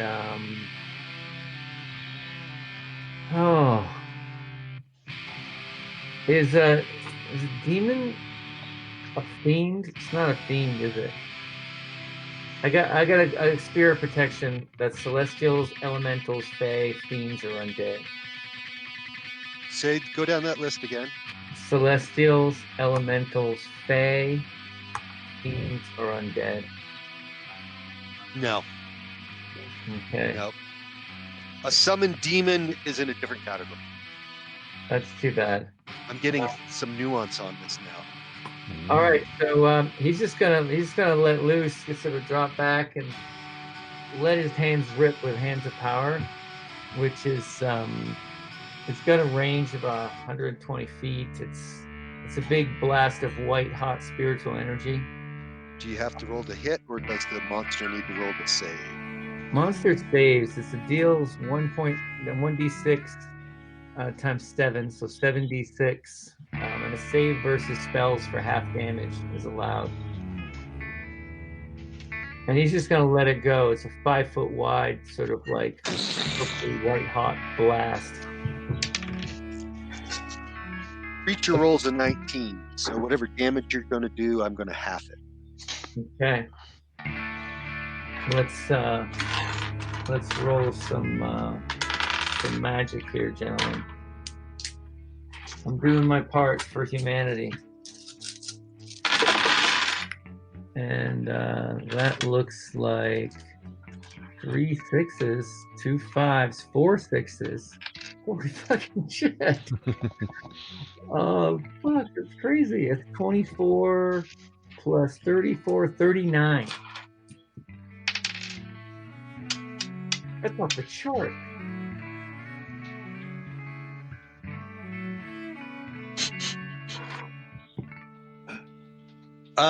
What's that divided by 2?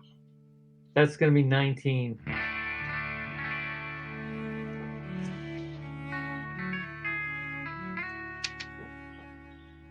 -19 6.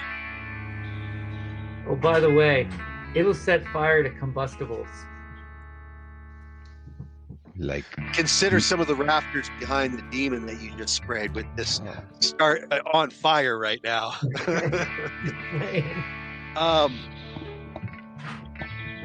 Yeah, it comes through this. I guess so. It's flaming. The flaming blast, or It's just quite hot light. Imagine like a fucking laser, maybe. okay. It looks like it's shredding through this demon, and it is coming down on you to try to slay you with its it's got a huge maw before it expires. Who's next? Lumen went. I got Erdell, it's your turn.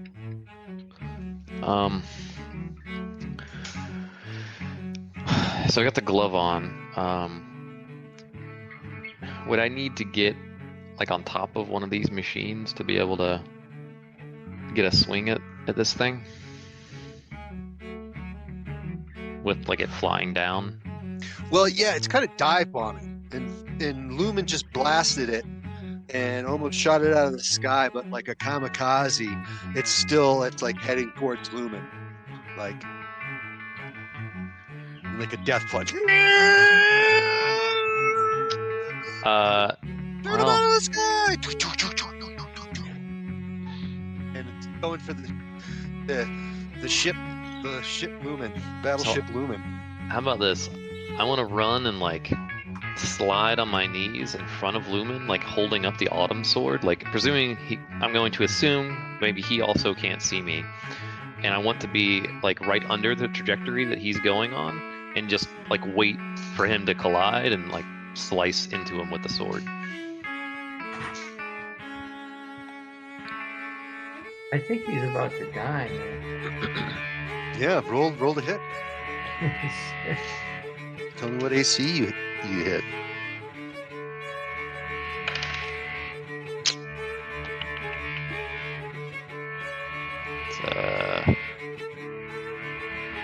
Am I adding like backstab modifier? No. Okay, then 3. Sorry, no. It's +3. It's 12. AC 12. 12. That's a miss. You needed a 13 to hit. All right. Oh, actually, what's its dexterity? It's actually a little. But I see it. You need a 17 or less to hit it. Sorry, Lumen. It's going over my head.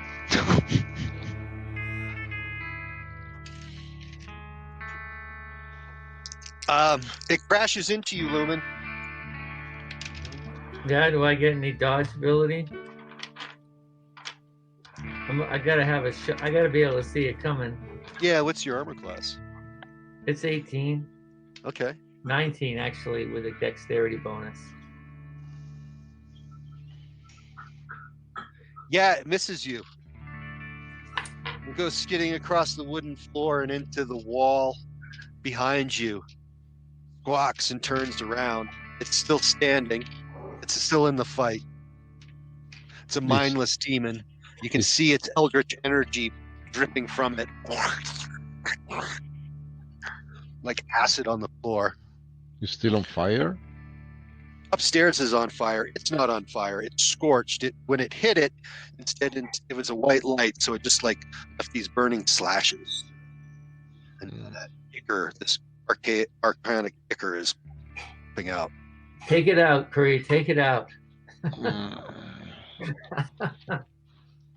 Now, if it was on fire, I'm gonna throw I got an oil to break it, and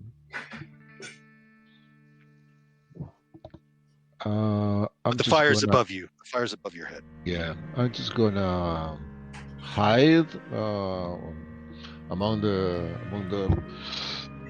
I don't know if there are cotton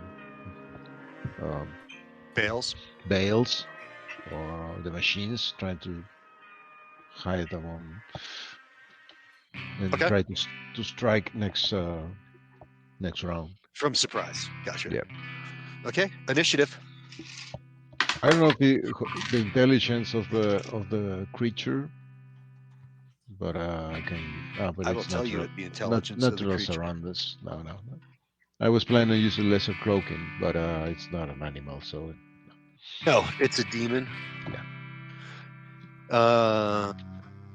Intelligence is 12.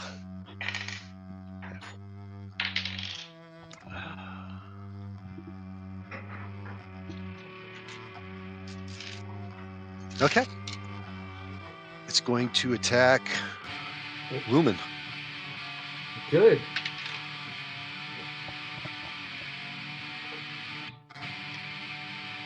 $14. Well, it's got a 19 armor class, so I don't know.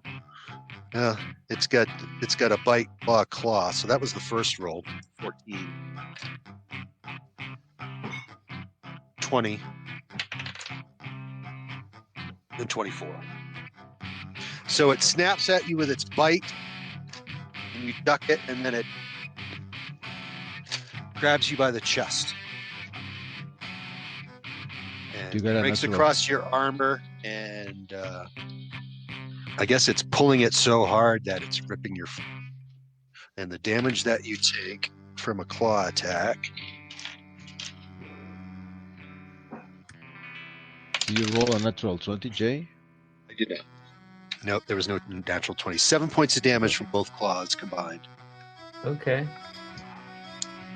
Well, where's Kree at? 2? So, can I take the first shot? You got to add another 3 on there. It's got a strength modifier. You got to add another 3. Okay. So I guess since you're all in that armor, it's fused to your flesh, it would have grabbed you and slammed you. Well, can I take a swing at it with my pole axe? Yep. All right. I've got a roll an 18 plus 7 is a 25. That's a hit. Roll damage. Okay. It's a D10. Yeah, roll the D10. Plus, Two-handed weapon. plus 7. It's 13 points of damage. That thing is exploded.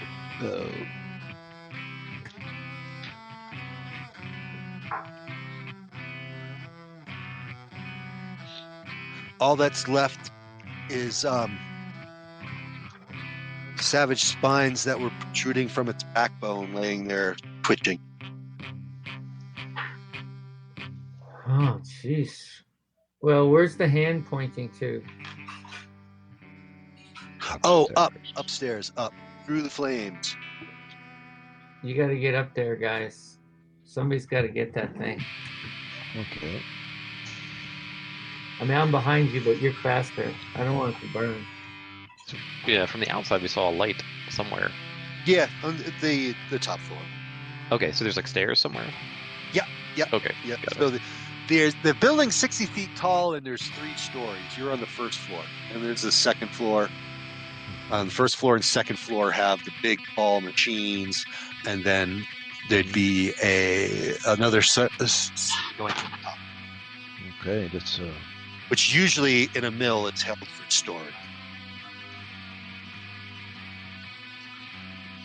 let's go upstairs. Gonna move as silently as we can. I'll be in the back, I guess. Because I don't move that quick, that silent or quick.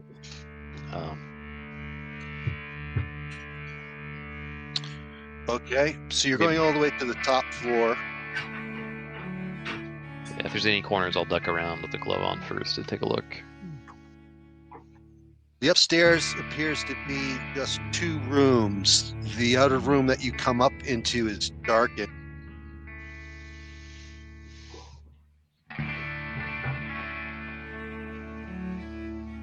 There's a desk, high-backed, uncomfortable wooden chairs, a portrait of the Vizier wall,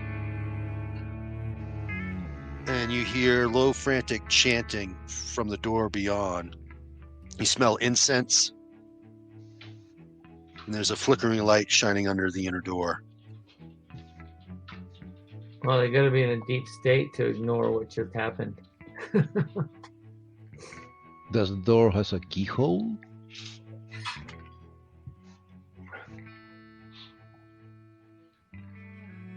Yeah, it's locked. The bolt is thrown. Can I peep through the keyhole?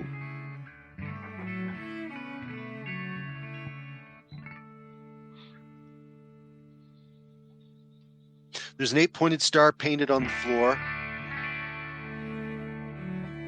There's a brazier in the middle of it, burning incense.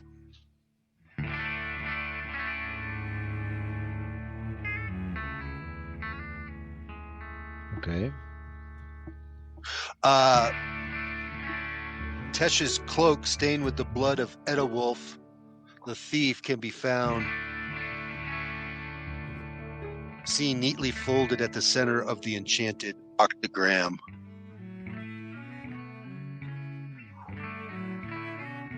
And he's in the middle of a summoning ritual. It looks like he's offering the magic cloak as a sacrifice.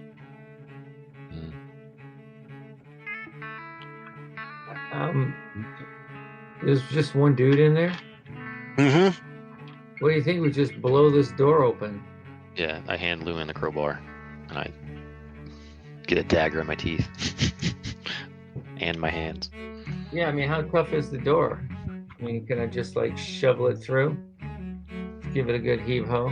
What's your strength? Well, it's not awesome, but 13, 12. Yeah, you put your shoulder into it or hit it, and it's barred, secure. There's a bar across it.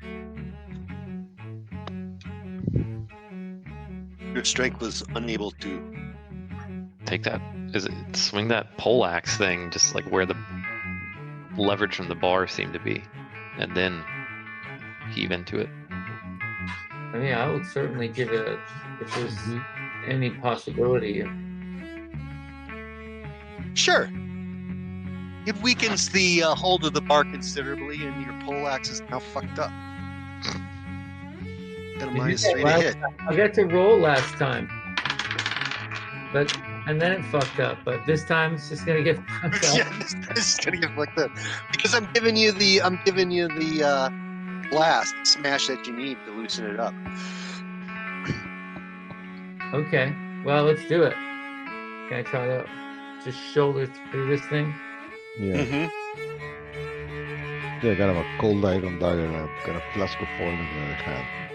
So when I charge in, throw the oil into. Dude, there's like an artifact that's made out of cloth in the middle of this thing. Yeah, he's in leather armor, ringed leather armor, and he's got an ornate broadsword. When he comes smashing in, he stands up and Do we get surprise on him, or probably not? rips it from his. No, We bang at the door and then again when we enter. So Yeah, it goes flying open the second time. Lumen is getting ready to cast whenever we do initiative. Let's do initiative. He is not surprised. His dexterity is 9, so no bonus there. I just after 5.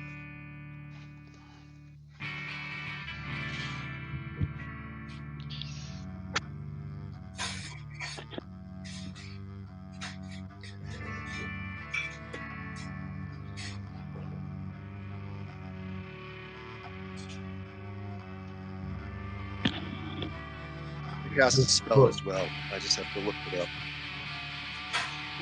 Not good. Busted in on the wrong guy at the wrong time. A summoning ritual! It's ruined! You dogs, you demon dogs! you're gonna start all over again. I will bind you as servants to my will for 1,000 years!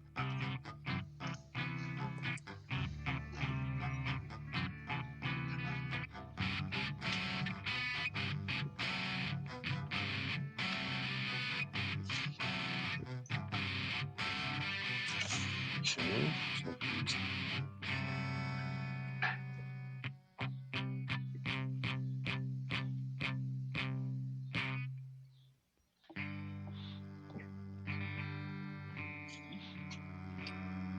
Can't get those because you fucked that up. What a good old fashioned.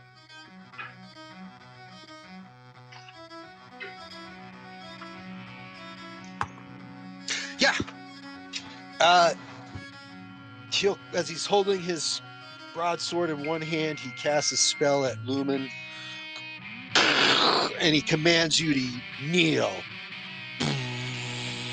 Roll a saving throw versus spells. Kneel before your master. 19. You refuse. Next. We're all 3. Same. So I want to cast Spasm of Horror on him. It will make him writhe uncontrollable. He would have to cast save versus spells. I'm going to sort of conjure this hand that's going to like start to tickle him. Okay. And say things like, the spell like incantation is coochie coochie coochie coo. Really indecorous and ungracious, but his ring leather must be enchanted because your hands and your spell go hit it, and he laughs. With Philip's armor, your spells have no effect on me. that's not good. Okay. I'm gonna throw flask of oil at him. Okay. Maybe Barry will wanna kick that brazier. 9. That's a 12.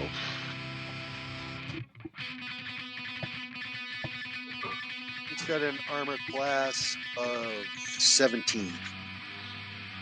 Okay, so I miss. It breaks somewhere among. Yep, there is actually. But not for me. There's when you miss something, throwing grenades. There's actually a part for that. Grenade-like missiles. Mm-hmm. Roll a 10-sided dice. A 1. It drops right in front of you.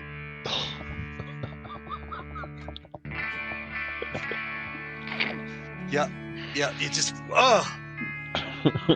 just Okay. sometimes you just make a lousy throw. And where is the cloak? In the It's in middle the of center of the octagon, And where's he? and it's sitting unburning on the enchanted brazier in the center. So like there's a brazier, and then this cloak is neatly folded up on top of it, and the incense are going around it. And it looks like it's starting to get eaten away by a bluish static. All right. So I got the glove on. I'm gonna run to the side of the marking on the floor, and I want to smack the cloak off of the brazier with the autumn sword. Okay, no problem. The coals go scattering across the floor. The summoner. No, you ruined everything. And so, whatever the summoning magic was being concocted is now disrupted by the destruction of over the cookie jar.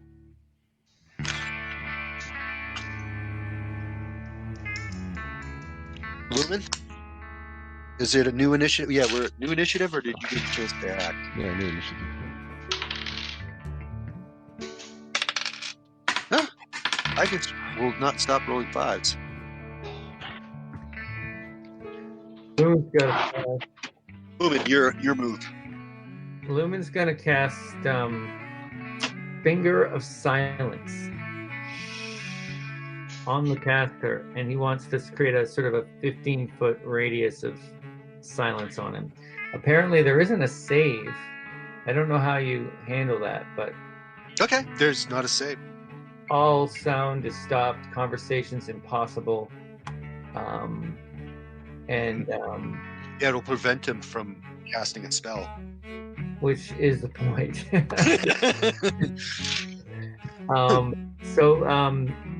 I think I'm not within that range, right? So, he's not closer than 15 feet, or is he? He will be shortly. You cast a spell on him, you silence him, and he leaps across the room at you as an obvious spellcaster that just nipped him in the bud on casting spells, and he's swinging his broadsword at you. Awesome. We'll take that. Let's see. A nasty spell could be ruined.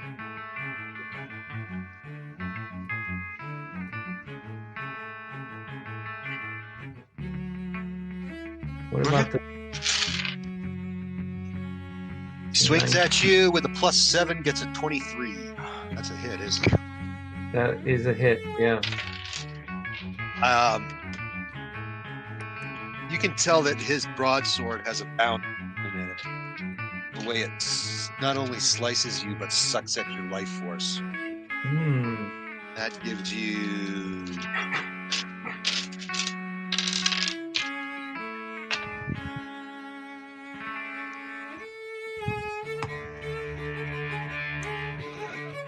$14 points of damage. I can't handle too many more of that, boys. Okay. Cree is going to jump on this guy's back, try to grapple him and try to bite him with it. You get a +5 as a vampire. Okay. On top of my Any strength or dexterity bonus you can add those two, one or the other, Okay. strength or dex. Yeah, I don't have to. 18 on the dice. That's Yeah, a 23. Okay. Believe it or not, I'm going to the rules of vampires. Okay.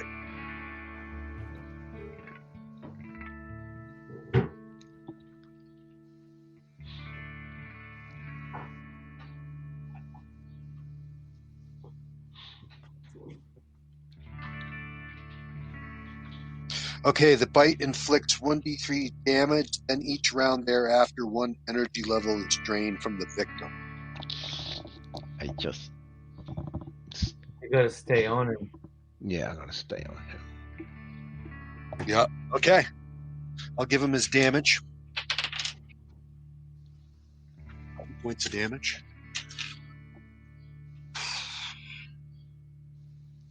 Ah! Blood-sucking fiends of the night! Other guards of chaos are jealous of my powers. Who's next? Baradil. All right. I scoop up the cloak, and I'm gonna make my way towards the door. If Kree is on his back, I'm gonna, as I go past him, like holding the cloak under my arm like a football, I'm gonna like push off of him with a dagger from his chest, or like try to like stab it in to his chest as I walk by. Okay. What about that whole assassin thing? Well, he's on his back. I feel like that made it kind of difficult. Oh, Yeah, Kree's. we got to coordinate these things, gentlemen. My dagger is ineffective. So. I haven't fed all day, so I was hungry. Okay. Are we at another round of initiative, gentlemen? Yeah. I have 16 hit points. I've taken 24 since this whole thing started. Next round, if I get hit, I'm running. Just letting you know. Kree, you're going to continue sucking life energy, right? Yeah, I gotta keep feeding on him.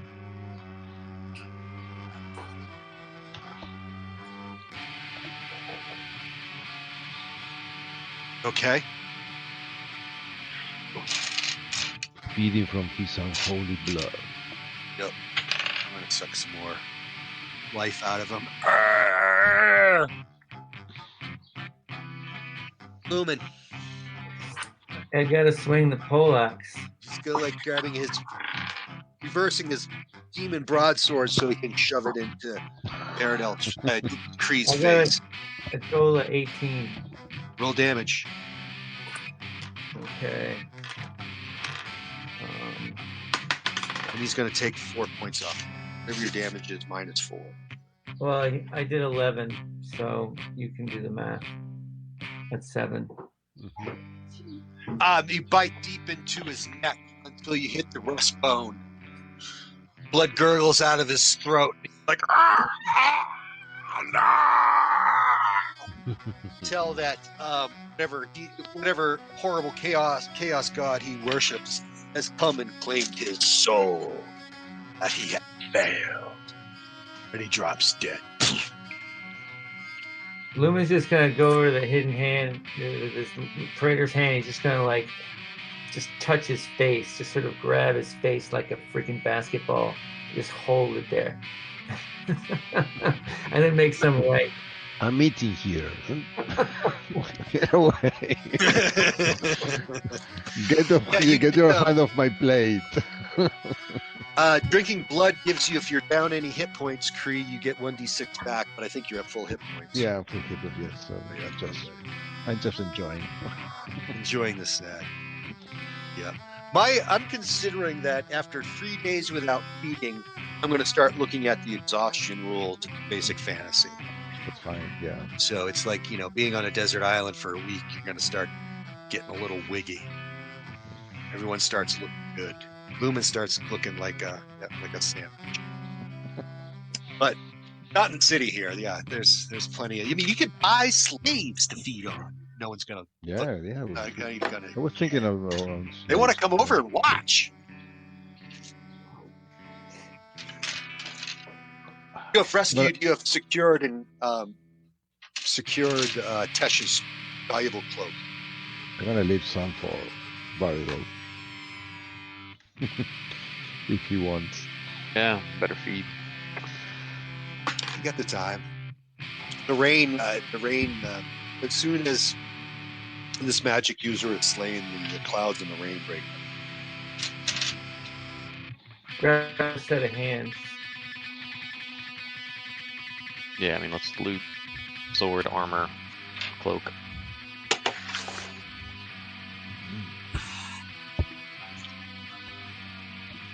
So unfitting for thieves, this armor.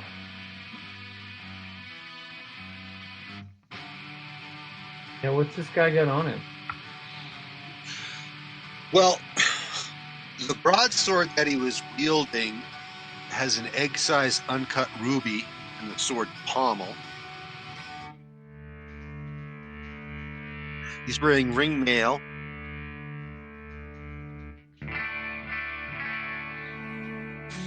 That is all. But he had some special mojo going on. Yeah, he claimed he was protected by Hell's armor. Did you say it was metal or leather armor? Ring leather. So does it have, you know, It's the cool looking leather because it's a little. is it magic? No.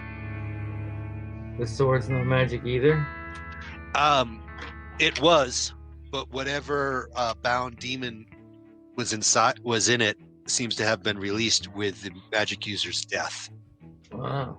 Perhaps that is what dragged his soul Mm. from this plane when he died.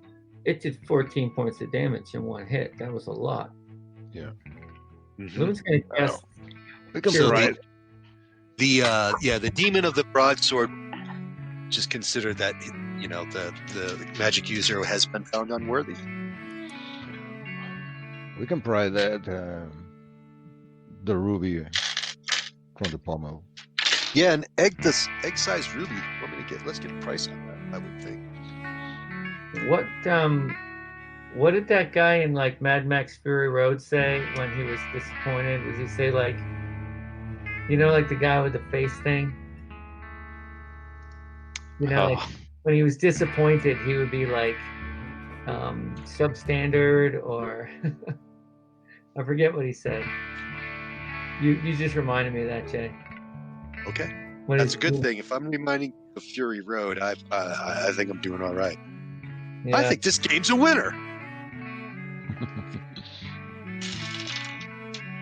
Okay, this ruby is worth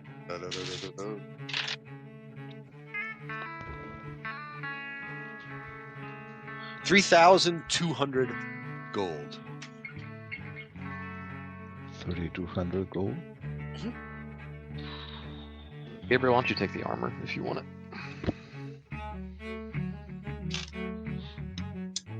The armor. Just seems the armor is just now appears to be a regular set of ring leather. Armor class 4. Well made, expensive, but not magic. Can a thief use it? Yes. Yes. It's fancy too. It's not, this guy was rich. All right, Emerton Joe used to say, mediocre. That was his Oh. thing. Emerton Joe. When he's firing the other guy, what are you doing? Probing. If no one fancies the armor, I can use that. Improves Yeah, one. go for it. Makes you I look can't like wear a two famous sets. stranger. Makes you appear like you would be a member of the Nazi Party. They're polished. A member of. Okay. You don't look like you're a member, but you look like that's the kind of leather grade that the Nazi clan wear. Obviously, they're merchants, not thieves. Okay. They How, have to wear that nice armor when they're out, protecting themselves from bandits. how's the fire doing?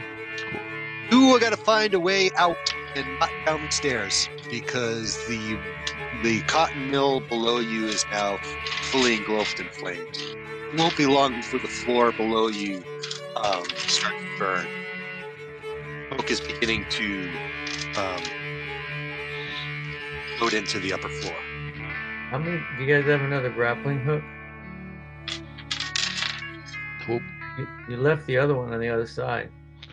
Yeah. Let me check. Yeah, I got a rope. So if there are, well, there's a window here, right? Mhm, You wedge the crowbar, tie the rope to Yeah. it. To the rope, climb down.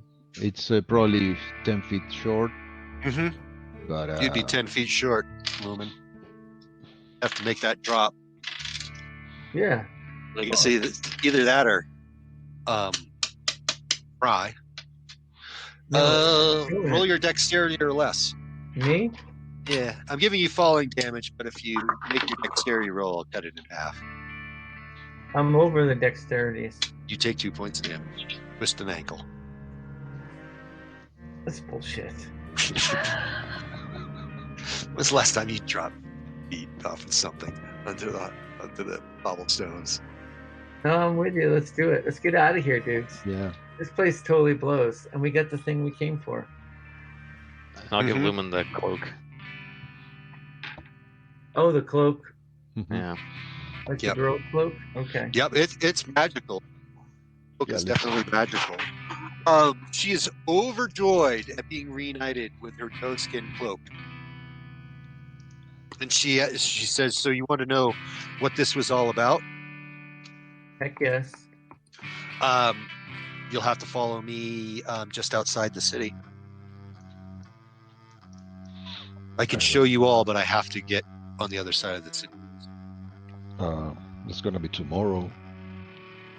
Maybe too late. City doors are closed at night. Do we know a place to sneak out? Varadil? Maybe Faradell does, yes, as a servant of Kalishma. Kalishma. Mhm. Sure. Let's do it. And you're out on the sands on the other side of the wall. She says, "You'll always have the goodwill of my people." And she throws her clothes off, puts the cloak around her, and turns into this magnificent looking doe and goes bounding off towards the hills, leaving you to wonder whether she's